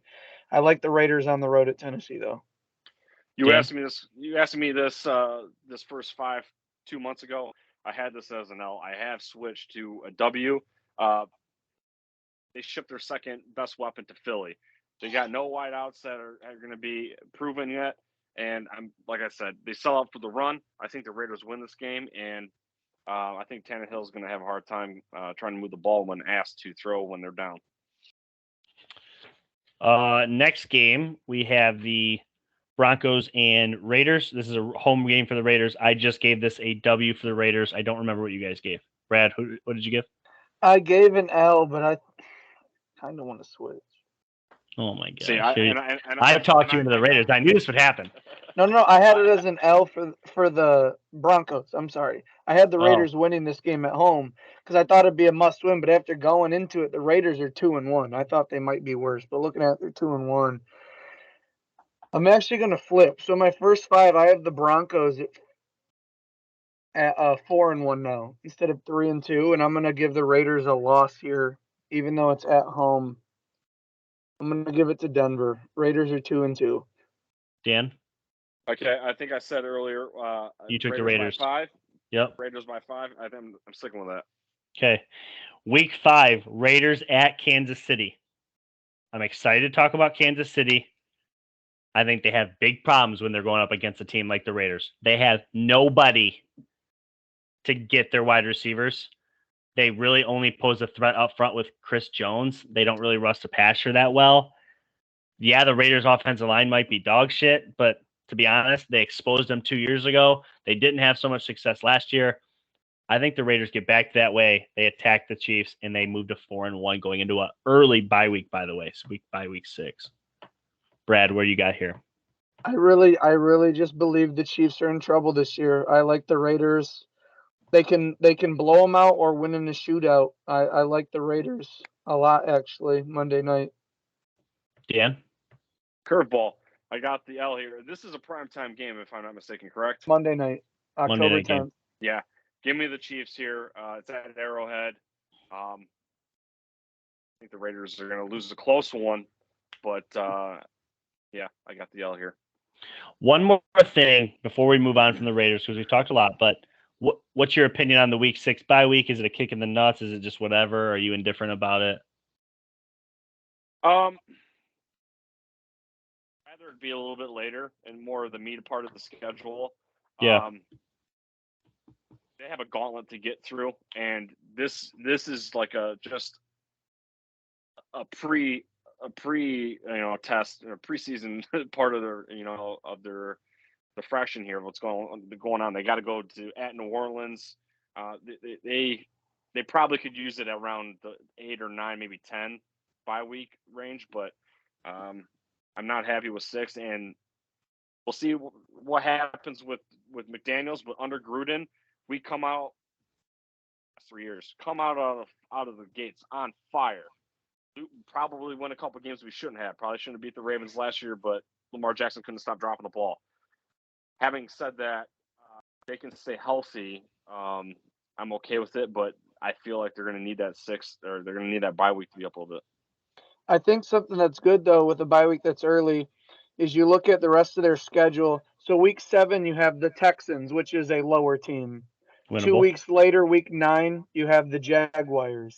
Winnable. 3 weeks later, week 12, you play the Seahawks. Winnable. Weeks 15 and 16, tough defenses, but we don't know what the Patriots and Steelers will be offensively. I just think there's some teams that are predicted to be a little bit like around the fighting for playoffs or even bad that are kind of sprinkled in. There's no real like gauntlet, I feel, of games. I guess you could call that last 6 for the Raiders if the Patriots and Steelers, if one or both of them really turn out to be better than people anticipate. That could turn into a brutal end of the season. I mean, 3 straight primetime games: Chargers, Rams, Patriots, Steelers, 49ers, Chiefs to end it. That's tough. But See, that's what that's what that's what I'm worried about. Really. That end though, I didn't really getting to the end. It's a lot of tough defense. There's what I've come to realize. Well, you talked about this a couple weeks ago, Brad. Every single schedule is tough, dude. There's only like 4 teams that I'm like certain are going to be bad. Yeah. And even on them, I'm like, if this works out, they could take a game here or there. Yeah. It's the NFL. We're spoiled. Like I was making my top 20 quarterback list. I know we're only doing 15 later, but yeah, I did my top 20. I did 22. And I was looking at it and I was like, it is no shame whatsoever to be 12th on my list. That's how many good quarterbacks I think there are. Like 12 isn't even a dig. I think 12 is a really good quarterback. It's just kind of like. Yeah, no, absolutely. There's so many good teams, so many good quarterbacks. Anything else on the Raiders? I will say this. A couple weeks ago, I was in New Jersey, and sports gambling is legal there. And I was looking at some preseason Super Bowl odds, and New England was plus 4,000, and the Raiders were plus 4,000. I put $25 on the Patriots to win the Super Bowl. I'm not going to miss $25 if they win. I get 1,000. I think I put $10 on the Raiders. I think so. I get like $400 some if they win. So it was just one of those things where it's like, I think this team has more potential than a lot of people are giving it credit for. Hence the plus 4,000, and I rolled with it. Next, Chiefs. The AFC West champions of 2021, the Kansas City Chiefs. Their 2021 record was 12-5. Nothing major in the front office. Obviously, Andy Reid's back. They add Juju Smith-Schuster, wide receiver from the Steelers. This was a rumored move to happen last summer, but Juju decided to stay and play with Big Ben for one more year. Maybe he has such a good time this year. He'll regret that move. But Juju on a very small deal. I think it's like 1 year, $8 million. They did let Tyrann Mathieu go for Justin Reed. Justin Reed is a great young safety. I think they're really happy about that. They went out and got Marquez Valdez-Scantling, or MVS, as like people like to call him, wide receiver from Green Bay, speedy receiver. Running back Ronald Jones from Tampa Bay. A lot of people thought Rojo was one of the better running backs in Tampa Bay, but unfortunately he just kind of got buried in the depth chart. He joins Kansas City. And then defensive end Carlos Dunlap, who's been bouncing around the league, joins them as well. Losses: offensive tackle Mitchell Schwartz to retirement. The Honey Badger Tyrann Mathieu, they basically just let him walk. They weren't going to try and sign him to the deal that he was looking for. He really enjoyed the Saints. Linebacker Melvin Ingram walks. They ended up tagging Orlando Brown so that he couldn't leave. And then they did lose another player. He's kind of fast. His name's Tyreek Hill, whatever. I don't know if that's a big deal or not. But Brad, what do you got on the Chiefs? So with the Chiefs, losing Tyreek Hill, I believe, loses the one thing that set the Chiefs apart the last 3 years. With Mahomes, Kelsey, and Hill, they had plenty of 2-play 76-yard touchdowns. 4-play drive, 67 yards touchdown. Like the explosive over-the-topness of Tyreek Hill, to where you don't have to be super precise and accurate. You can extend plays, launch it. Tyreek's that guy. Opens up a lot for Travis Kelce. I think the loss of Tyreek Hill puts Travis Kelce in a bit of predicament. He's going to get every look. It is going to be a long season for Travis Kelce. However, with Mahomes, Andy Reid, the 2-3 running backs they have, bunch of solid B receivers. And they have a really good offensive line, especially on the center to left side. So this offense is still going to produce. I don't think as much. I think they take a minor step back, nothing too crazy. Last year they were third in yards and they were fourth in total points. I still think they'll be top 10 in those categories. And so I believe there's going to be more punts, more field goals for this team. And I know people say, well, why do you have such a long fall from the top? Because I can't find one reason to think this defense will be any good whatsoever. I don't see it. Last year, they were 30th in average yards per play allowed. They were 27th in yards allowed. And a lot of the teams that they're going to find in their schedule have good defenses that are going to make it difficult and or offenses that can produce just as much as they can with the loss of Tyreek Hill. I think it means that much. I think they are super mad at Christian Kirk for breaking the market, causing Devontae to get what he did, ultimately ending in Tyreek Hill leaving.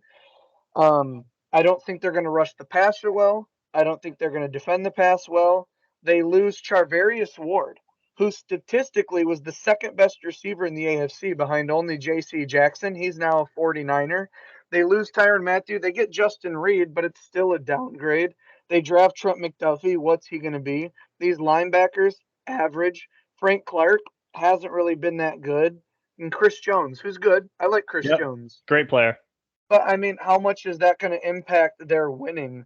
I just find this team to take a step back when all I can find for the other three teams in their division is things that made them get better. And all I'm seeing from the Chiefs is stuff that made them get worse. I understand that this was a team that went 12-5 last year, and they were second in the AFC. I just don't think they can do it again, personally. We'll see if they can. I don't know if they'll make the playoffs or not. I don't know where they'll finish in the division. We'll get there, but I just think this team is now too one-sided and being completely reliant on an offense that's downgraded. I'm not very high in the Chiefs, even though I don't want to play the Chiefs. I don't think there's any team that wants to look at the schedule and say, oh, thank goodness we got the Chiefs this week. I'm not saying they're going to be terrible. So offense can still be really good. But their defense got weaker. Their offense got weaker in a division that got better everywhere. And I don't know. We'll see. They still got Mahomes. He's got the hardware. We'll see if they can put it together. But it's only a long fall for the Chiefs because I just don't think they're going to win the division. Dan? Yeah. Well, the Chiefs, again, you asked me 2 months ago. I got a different opinion here. I think the Chiefs are going to be bouncing between third or second place in the division. I feel like they can still keep the ball rolling. I think obviously losing Tyreek is huge, probably the best receiver after the catch, right?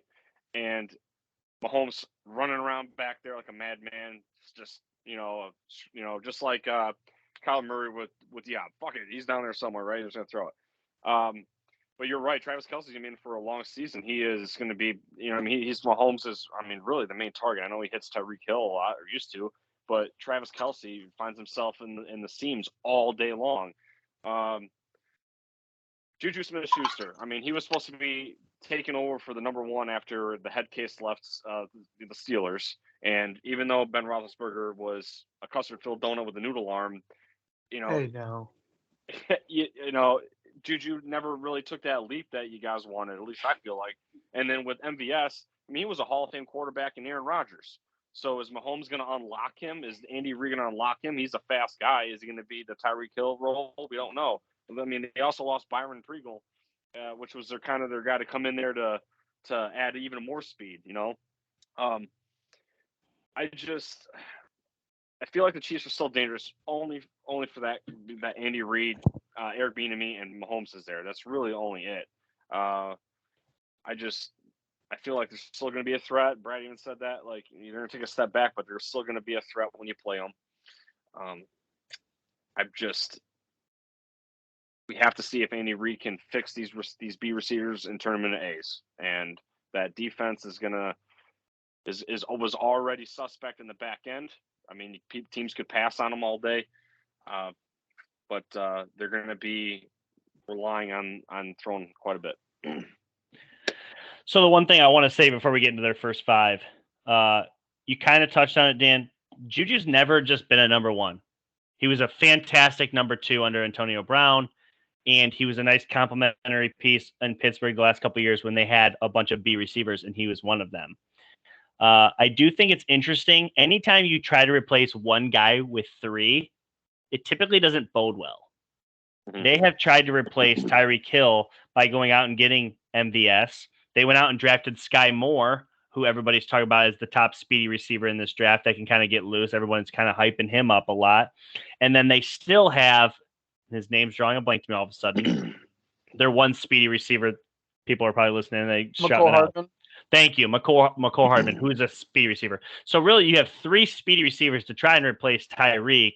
Meanwhile, the number one corner is still going to be on Juju, and Juju's proven he doesn't handle number one corners very well. If you're in fantasy football and you're listening to this, I would draft the absolute piss out of Travis Kelce. I think they're going to lean on him a ton this year. And I do think there's some over-the-top potential with some of those guys that I'm talking about. But I don't think it bodes well for actually driving the field because Mahomes hasn't proven that he's great driving the field. He's great going over the top to Tyreek or some dink and dunks to Travis Kelce until it works out. I think a step back is in their future. And as Brad kind of alluded to, and I 100% agree, there is nothing the Chiefs did to retain 12 wins, but everybody else behind them, the Raiders, in my opinion, did everything to increase 2 wins. The Chargers did everything to increase 2 wins. The Broncos, that 2 wins is going to fluctuate. I think it's going to create a dogfight. I don't think the Chiefs are going to finish number one in this division. Spoiler. Let's get to the first 5. Unless you guys got something else. I got one second, real quick. I know we've gone on a lot, but I want. All right. So with Pat Mahomes, I can't remember if it was 2019 or 2020. Led the league in drop picks. Yes. 2020. It was 19 picks. No, it was 20. But it was 2020. He led the league in dropped interceptions. Yes. Yes. Right. My point is that was a lot to do with obviously rolling around the pocket and trying to force the ball. And yeah. I mean, is he going to be doing that more because he's got no Tyreek Hill, or is he going to be more conservative? I don't know. So I feel like that'd be something to look out for. I don't know. Also, we're saying all this because everyone said he came into the league, Andy Reid, Travis Kelce, Tyreek Hill. It is on the table that he says, I don't care if I don't have Tyreek Hill, and just runs through all the good teams anyway. I mean, he does have that capability. There's no reason to just assume he's going to drop off.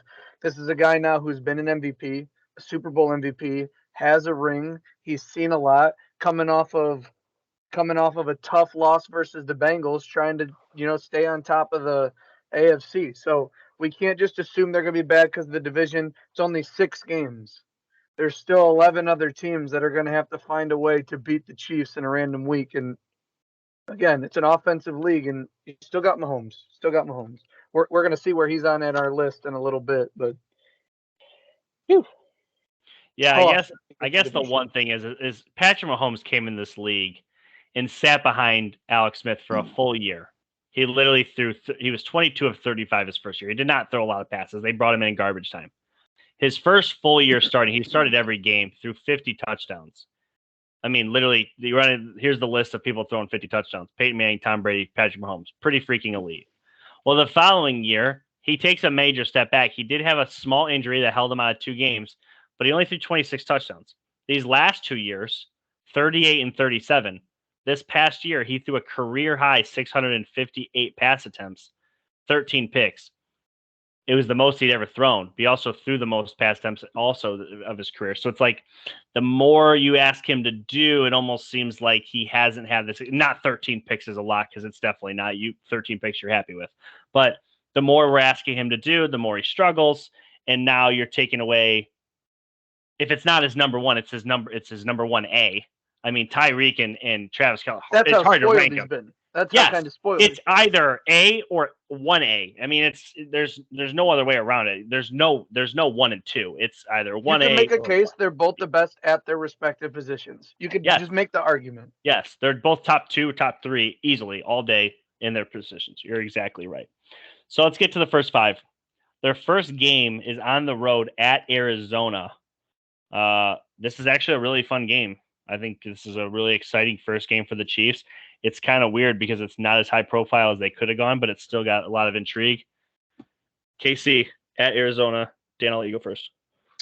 I got the win at Arizona. I think it's going to be potentially game of the year. I think this is going to be last team who's got the ball wins, and I think it's going to be the Kansas City Chiefs. I think win as well. I also have this as a win. But it gets ugly from here. It's very ugly from here. Yeah. Oh, yeah. They're trying to get to that bye week. Yeah. So when I was doing my prep, they were the last team I did. Or I'm sorry, they were the first team I did. I do 1, 2, 3, 4. And I absolutely could not believe what I was reading because for whatever reason, this schedule has flown under the radar to me. It's bonkers. Week 2, home against the Chargers. It's their home opener. We just went through this. I think we all gave them a loss to the Chargers, did we not? I did. All of us did. So I have them at 1-1. You have them at 1-1, Brad, and Dan, you have them at 1-1. We all agree. Week 3 at the Colts. I gave this game a couple weeks ago on the AFC South. I thought you would disagree, Brad, and you immediately agreed with me. We both had the Colts winning. Do you stay with that? Yes.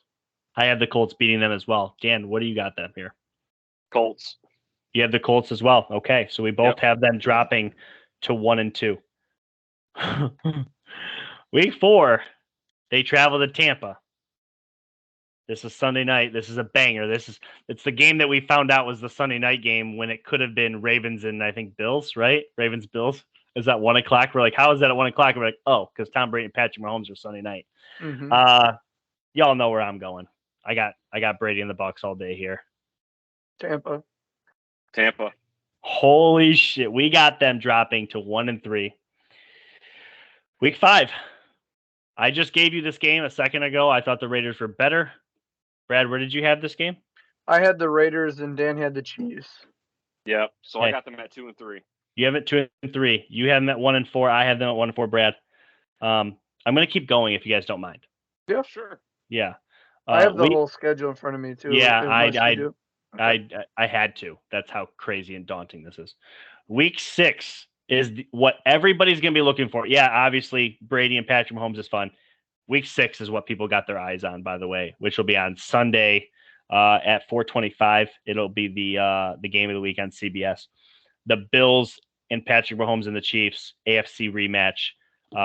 It's at Arrowhead. I have the Bills. Brad. Bills. Buffalo.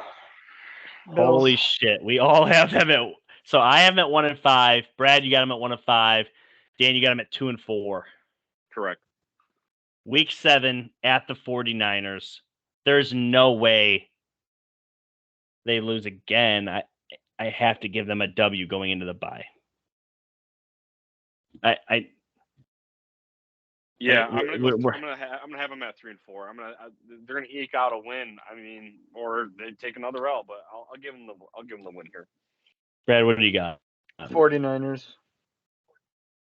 Okay, so now they're at the bye, and we're not going to predict the whole schedule. I want to keep going. Week 9, off their bye, home against the Titans. Definitely a winnable game, but definitely a team they've struggled with in the past. Think they beat the Titans? Oh, we're going to go through it? Well, we're just quickly. Yeah. We're not going to get... I do think they beat the Titans. Andy Reid off the bye. Dan, what do you think? I'll just read these off and you just tell me W or L. W. Okay, I agree. Jags, W. Mm-hmm. At Chargers. That's loss. Gosh, that's loss. Yeah, that's a flip game. Home against the Rams. I think that's a loss. Loss. They're going to get destroyed. Loss. At the Bengals. Mind loss. You, the Bengals shit in their Wheaties twice last year. I think it's a loss. Loss. I have them at 4 wins. Sorry about it. They're losing the next one, too. Brad, keep going. You have 14 in front of you? Yeah, they're at Denver. Yeah. I'm going to give them that win. Yeah, look, we're just trying to give them to them. Yeah, I'm trying to force I'm force feeding the Patrick Mahomes and the Chiefs. That's a 4-game stretch with 3 of them away. Chargers, Rams, Bengals, Broncos. All 3 of them away. But then, What's they get 2 15? games here at Houston, Easy. Okay. home against Seattle, Another easy. So what timeout? I have them at now 1, 2, 3, 4, 5, 6. I have 6 wins. home against Denver. Oh, I gave them a Denver before, so that's actually 7. I'm gonna give them another. Oh, no, I'm not. I'm giving them 1 Denver. That's it. So I got them at 7. And then what? And What's their last then game? the last game is at Raiders, January 8th.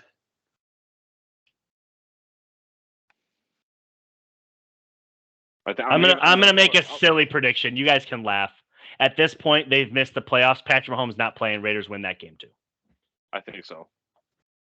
I think they split one with Denver there on the tail end, but that is a effing brutal run there, dude.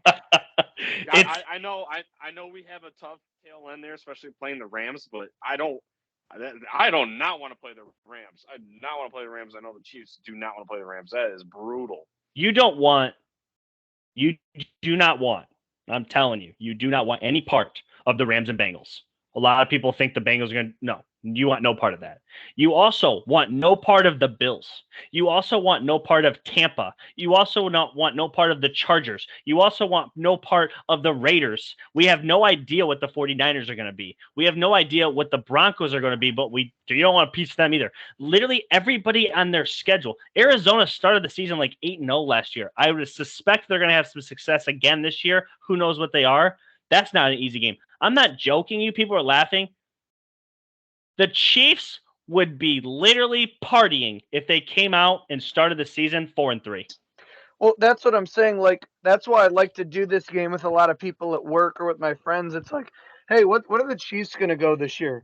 Well, they'll probably win 12 games again. Okay, here's their schedule. I meant 8. You know what I mean? Like, yeah. So it all depends on where the games fall. Like, Dan, and it's okay if you didn't. This would be like a little bit of a sidetrack, but did you listen to our AFC East breakdown? I believe I did, yes. That was our last pod, I did. Yeah. Yep, I You did. said you did. I did. Yeah, so when you go like through the Bills' schedule, you go through those first 6 to get to the bye, and it's like, the Bills are going to be 3-4, 4-3, and then they just have a gauntlet of winnable games afterwards. So it's like it just fell for them. The Chiefs have the exact opposite. It's just tough game after tough game after tough. Oh, Jags. Tough game after tough game after tough game. Just absolutely brutal. When one of your easiest games you're looking forward to is the Titans, that's tough. The Titans are the 1 seed, and they have the best running back in football, and they've had success against you in the past. I'm sorry. I have no reason to think the Chiefs are getting back to winning this division. And I will say this. I'll say this right now. Patrick Mahomes win this division. I'm crowning him the best quarterback in football. But until then, I've been very reserved over the last 365 days about him. And I'm just more and more down on him by the day. And we'll see what he's capable of. But I do think this is a massive step back. Maybe we're being exaggerated. Maybe we're exaggerating. People are listening to this and be like, are you guys kidding me? Tell me where they're winning all these games. There's some people that, get excited for football. Lots of people. But when you do these breakdowns, you see some crazy things, and it puts, it's not just football. There's 8, 9 storylines for teams that have these crazy things that you want to see play out, and it just makes the entire football season layered, and it just makes it so much more interesting. And to get to talk about it all the time, it's very exciting. Like, you could talk to any Joe Schmo off the street, and they're like, "Yeah, Chiefs win the division. They've been the best." And it's like, well, have you looked at their schedule? Have you looked at the other teams' improvements, their addition? Exactly what we're doing in these breakdowns. I feel like people who are listening are going to ride into the season with us with all these different, this just layered cake of different storylines that the NFL gives us every year. And it's just the gift that keeps on giving. We're closing. This is definitely the longest pod we're ever going to do. But before we get to our predictions, I wanted to go through the mailbag real quick, okay? Go ahead. Yep. Dan, you were actually the first one. You said you're going to answer this yourself. Are the Raiders stalling a contract extension for Waller because they want to bolster the offensive line, linebacker core, secondary? I'll let you answer that yourself. Yep. Go ahead. No, sorry, I didn't mean to rant. No, I don't have an answer for it. So go ahead. Okay. No, I don't. So You're good. the reason why I brought up the question is because I do think that Josh McDaniels and them are waiting to see what they have because they're going. I mean, we got the Hall of Fame game this week. Their offensive line, obviously, we've talked about it already many times. It's got to get fixed. I mean, last year again wasn't the greatest. They still went 10-7, so it's usable. But you've missed out on so many offseason acquisitions other than Chandler Jones and Rocky saying I can't get it. But with some of the key positions, I feel like they need to keep that $25 million they got from cutting Littleton and Nassib and use it to some needs. I would love to keep Waller. I want to keep him here forever, right? But I'd rather have two good players than one elite one, especially at needs, because I know even if we like in the future, Darren Waller doesn't keep staying a Raider. We have Foster Morrow, and I know that's not a household name, but that tight end comes in, for periodic times or whatever, or especially over the John Gruden era, and he's very underrated and very serviceable. So, and who knows what you can get in the draft. But I just wanted to address that, and I want to hear your guys' takes because they've been in contracts this whole offseason. So, David Njoku got paid, and I feel like way overpaid this offseason. So now is, Darren Waller be like, yo, I want that bag. And the Raiders are probably going to be like, I'm going to give you the bag, but we just can't we got to meet in the middle somewhere. Yeah, I think Josh McDaniels has been very good at designing plays for tight ends. So I think that is a position, especially with the loaded receiver core. Tight end is a position where you can afford to have an average guy that Josh McDaniels can scheme things for, maybe just a pure athlete, ex-basketball player type guy. And yeah, you need an offensive line. It's tough to watch your team when you want the offense to go, but the quarterback can't go. The running back's tackled at the line of scrimmage or in your own half. If they are not paying anyone, they have done enough everywhere that the biggest need is offensive linemen because there's 5 of them and they don't have one dude on that line. They got to find at least one. I think it's got to be you got to address the O-line before Waller. You're right about David Njoku's payday and George Kittle getting paid. Waller thinks he's up there, and I don't really have a reason to say he's not close. So definitely over Njoku. Yep. David Carr got paid. Hunter Renfrow got paid. Max Crosby got paid. They acquired Devontae Adams. They paid him. I think they pay Waller. But I also think they're going to see what they got. Run this offense through a couple weeks. And maybe wait till the end of the year. I don't think they're in any kind of hurry. Right. They have him. But as Brad just alluded to, Josh McDaniels had Gronk for 10 years and loved him. He missed him in 2019. He missed him in 2020. They were horrendous. And then last year he got Hunter Henry. And Hunter Henry, I believe, led the league in touchdown receptions last year. So he's going to like Waller, and Derek Carr is going to like him too. They've already been super tight. I think the deal gets done, just maybe not this second. Next question. This one comes in from Jared Redding. He just started his own podcast. He writes in, can you see a way that Derek Carr is the best QB in division and wins the MVP? I'll start here. I'm going to kind of rephrase your question. Do I see a way he is the best? I don't think he's ever going to be the best, quote unquote, quarterback in the division, but he could have the best season. I mean, we just seen what Matthew Stafford did. He left the Lions, went to a team that had weapons and succeeded. Derek Carr's been on this team, obviously, but you add Devontae Adams and you add an offensive coach around him, definitely opportunity to be great and win the MVP. I'm super high on the Raiders. It would not shock me that Derek Carr wins the MVP this year. Definitely a dark horse to win it because, a lot of people have wrote Derek Carr off as maybe like a mid 15 to 20 quarterback because he just hasn't had continuous success. Brad, where you got on Derek Carr? I love Derek Carr. I've been on Tony Noel. He's been very vocal about Derek Carr the last year or two. I've been on his side that he's good. And I mean this with all due respect. On Derek Carr's best day, he's the 4th best quarterback in this division.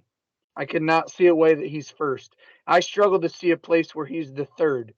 And that is not, again, it is not disrespectful to Derek Carr. This is Russell Wilson, Patrick Mahomes, Justin Herbert. Some people can say Herbert needs to prove it longer.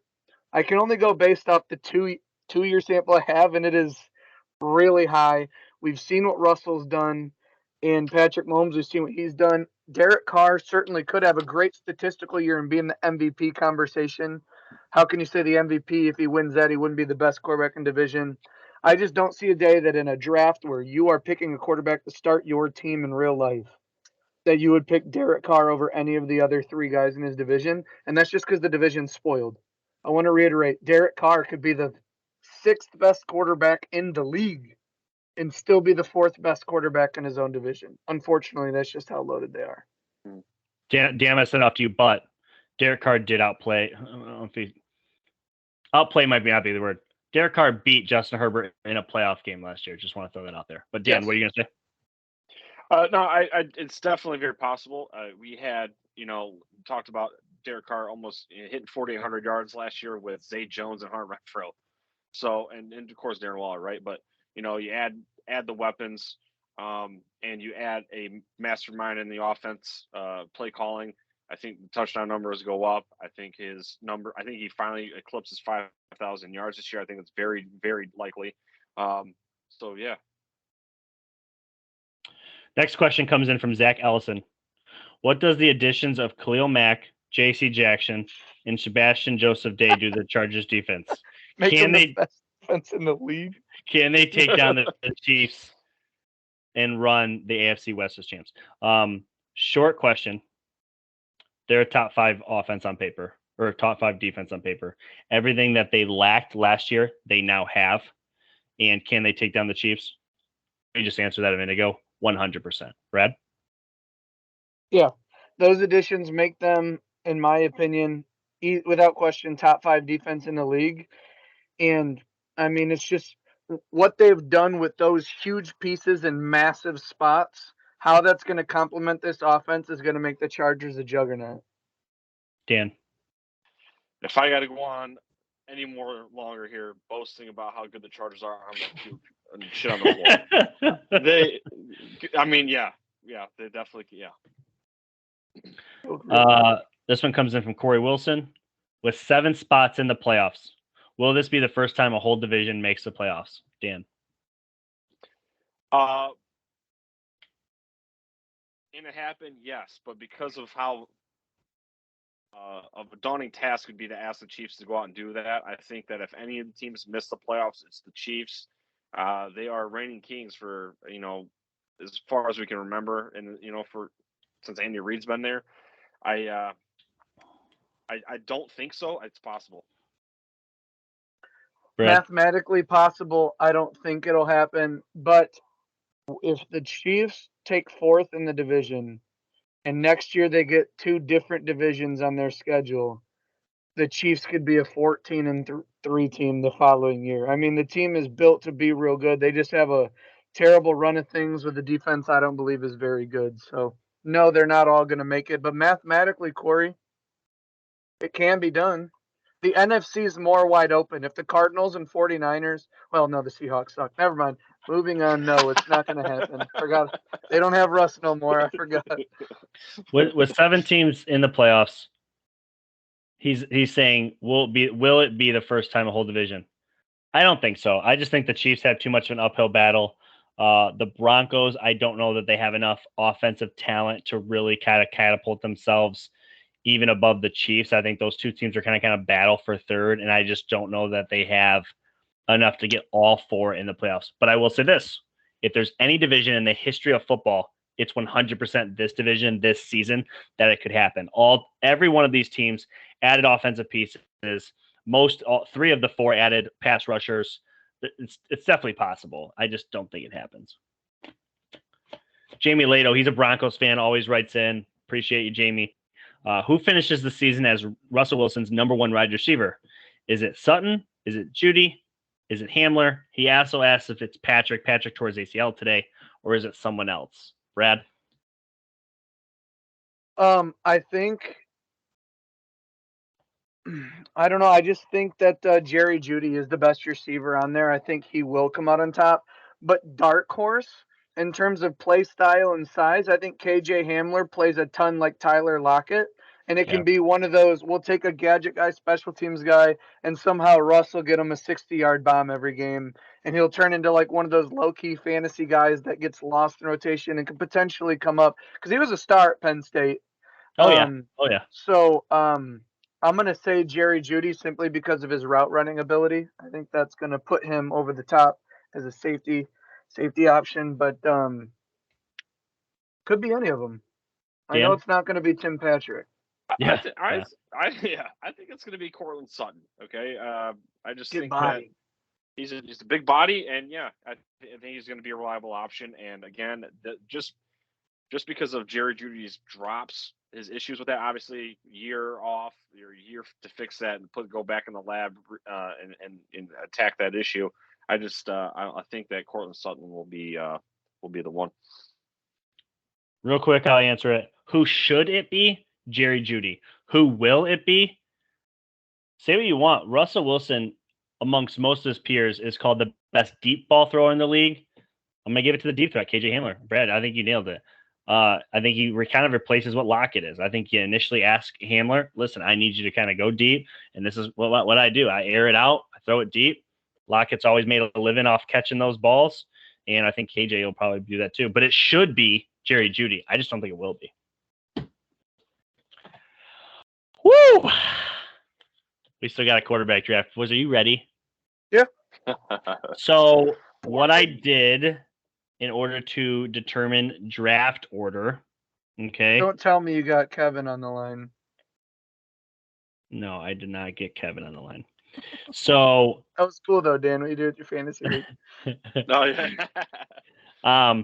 I took our teams, Patriots, Raiders, Steelers, and I took their last season record. New England had the highest seed, then the Raiders, then the Steelers. We were all playoff teams, by the way. So I will take first pick. Yeah, you will take second pick. Brad, you will take third pick, and then I will go again, and we'll all pick 5 quarterbacks. That'll give us our top 15. Okay? Mm-hmm. So, guys, this is the criteria I gave prior to this. This is the only kind of conversation we've had. We have not talked about this at all. We are selecting our quarterback draft based off of going into the 2022 season, and we're just trying to win a Super Bowl this year. We're not looking at the future. We're not looking at the past. We're looking at this season. One question. Go ahead. How far did you go on your list? I listed 20. I listed 20 guys. What did you do, Dan? Are you gonna go off just like the top passers and go as we go, or did you make a list as well?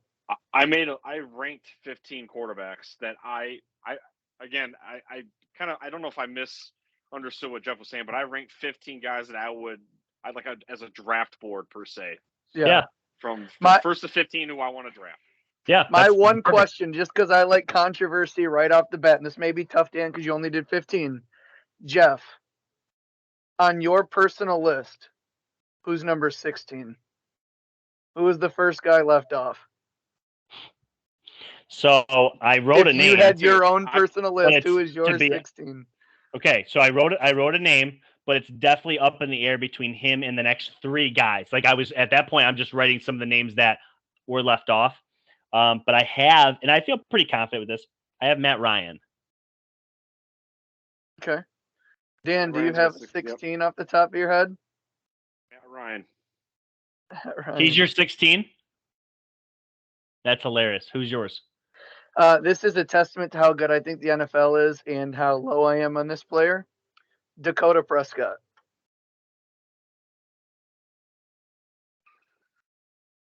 Okay.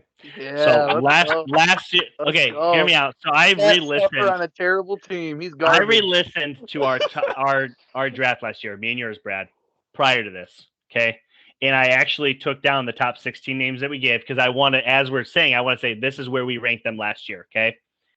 And do you remember who our 2 quarterbacks that we argued with? I don't remember. Okay. You went to bad for Baker, which was a terrible idea. Okay, and you actually had him swapped with Matthew Stafford, which we kind of argued with. But I was really down on Lamar. So those were the 2 that we couldn't seem to get. And you had kind of, for whatever reason, you threw Stafford way down there. I think you probably regret that a little bit. But it's changed. Yeah. So let's go ahead and get into it. As we draft them, I will tell you where they finished on our top 16 last year. We're only doing 15 this year because there's 3 of us. And then obviously if they didn't make the list, they didn't make the list.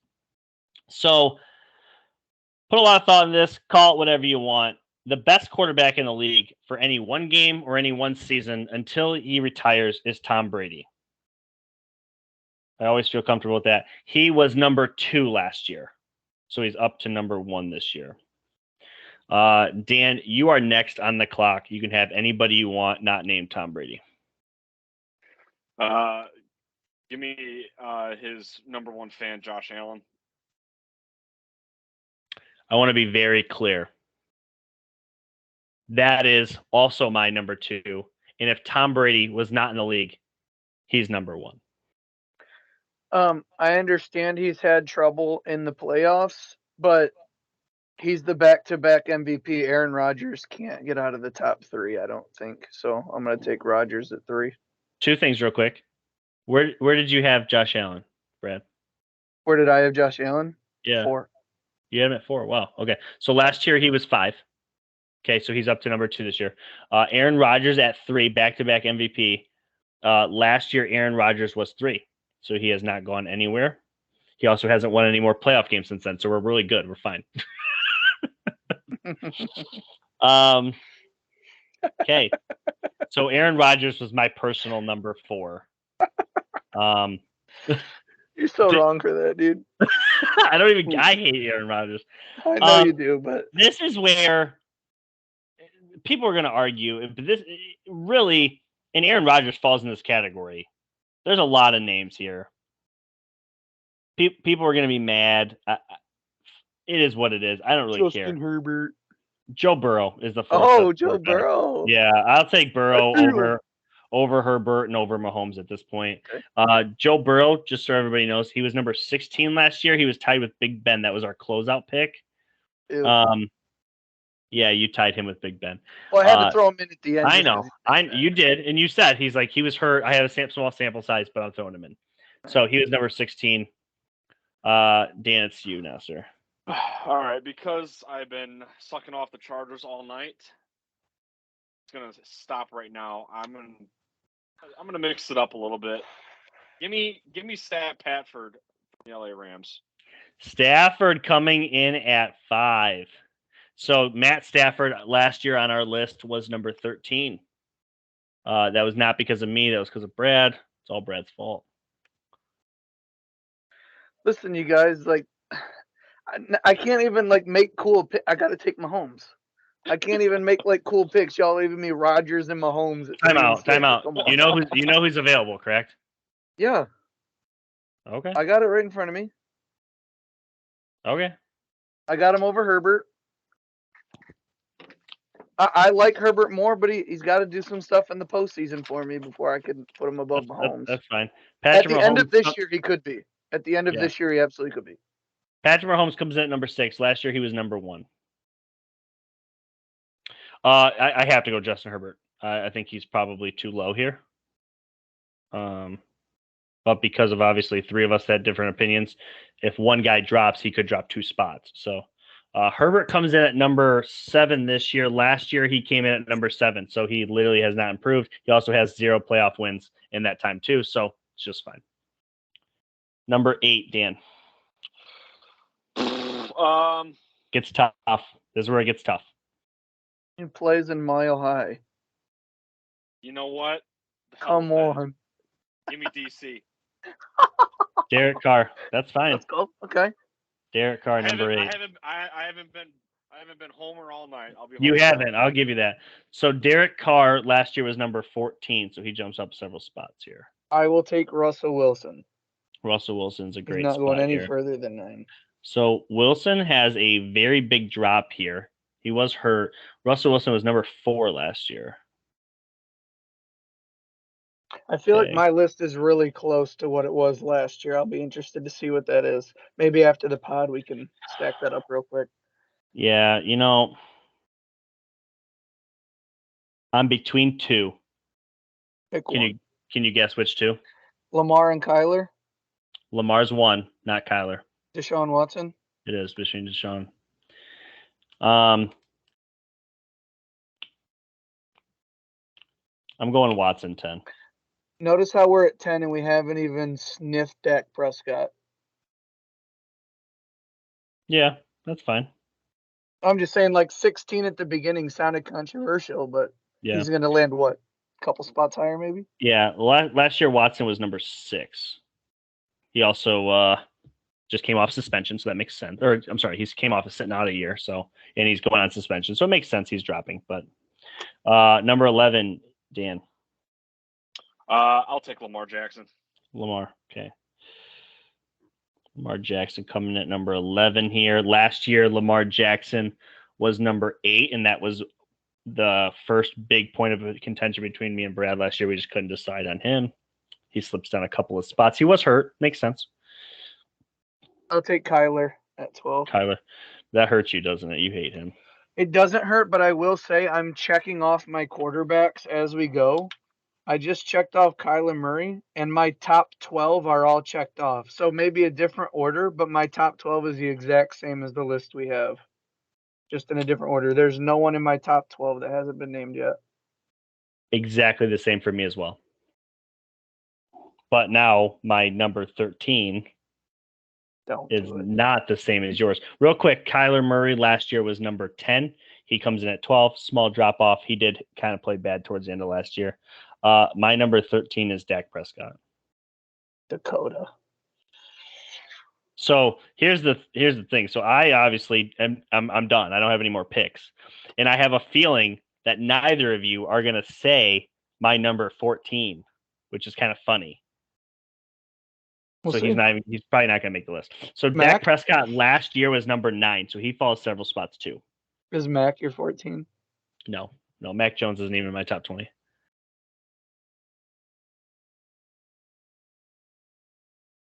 Oh, I bet you I know who it is, but it's your turn, Dan. All right, so I don't want any part of this man, but I'll take him solely on my rankings, and that's I'll take Captain Kirk. Yeah. Kirk's my 15. I got him at 13. So Kirk Cousins last year, he didn't make our list. He was one of 2 near misses last year. So one more guess on your 14 before I take the last pick. Yeah. Is it Ryan Tannehill? No. Okay. Well, I'm going with Matt Ryan at 14 or at 15. Excuse me. Sorry. Yeah, and that's fair. I have one guy above. I mean, really, there's one guy that you guys didn't name, and I have above him. And it's really funny because that one guy probably is not a week 1 starter. Gardner Minshew? I think Jimmy G's better than Matt Ryan.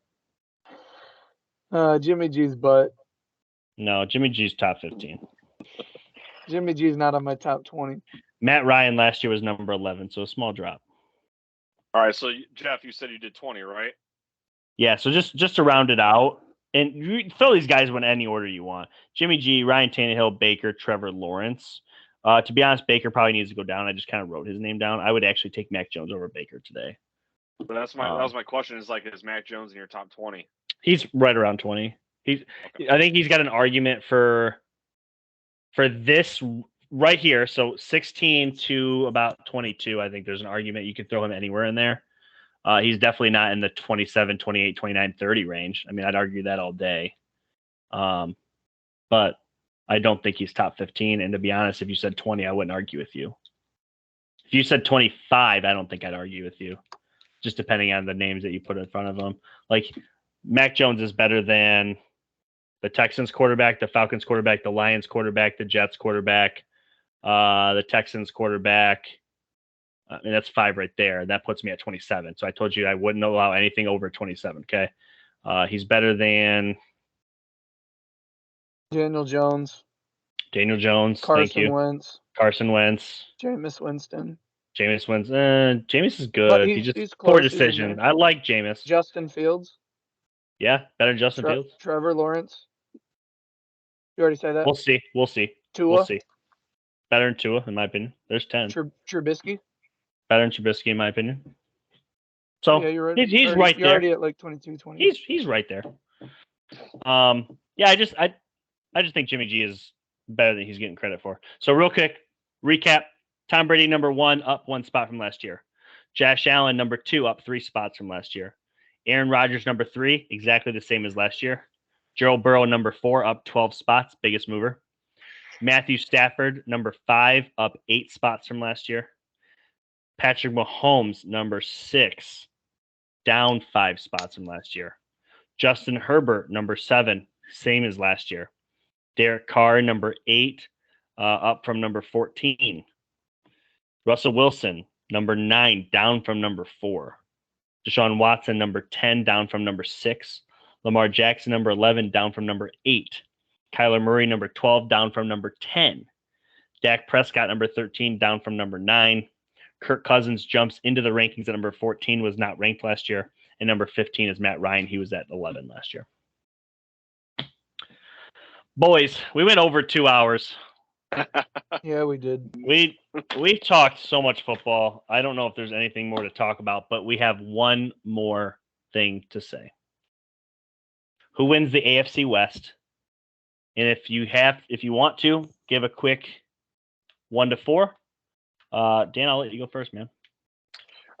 Chargers winning the AFC West. Okay. Followed by, I don't even want to give the top. I won't give the 4 because I've changed my mind so many times. I'll just leave it. Chargers 1. Okay. Chargers win the division. Broncos 2nd, Raiders 3rd, but both make the playoffs. Chiefs 4th and miss the playoffs. Okay. So you got and I Chargers. think we're going to have an Chargers. AFC West game in the first round of the playoffs. Okay. Raiders win the division. Chargers 2nd. Chiefs 3rd. Ooh. And I don't know why. I'm going to assume they're going to get 3rd. Broncos 4th. Okay. But I have the Raiders winning that division. I just think that they're the Bengals from last year. That's my comp. You want to argue that the Raiders aren't as good as I say they are? I'm just going to say the Bengals last year. That's my argument. So, boy, oh boy, I got nothing else. Brad, you got anything else? Nope. People should have enough pod to listen to till next week, though. I'll tell you that. You know what's funny? People have been begging for these division breakdowns. We went long on this, so This is 5 lunch breaks, dude. Like, what are we talking about? Dan, you got anything else? Yeah, I'll say this real quick. I appreciate you guys having me on. If you guys, people who listen and don't recognize my voice, Jeff and I do the Michigan podcast every week during the season. So I know we'll be doing our Michigan preview soon. So I am looking forward to that. But again, awesome to do this with you. And thank you for working with me on my hectic time schedule. Yeah, no problem. This was fun. This was fun. I knew going into this with what happened during the day today and then how big this division is, I knew it was going to probably be 2 hours. I'll tell you what, I had no idea it'd be 2 hours. It's 2.5 hours, and it doesn't feel like it. It doesn't feel like it. No, we love talking football. With that being said, catch us next week for an NFC pod. Don't know which one we're going to do yet. We'll decide on the run. But you guys, it's been real. We're out. Later. Peace. Real talk. Real talk.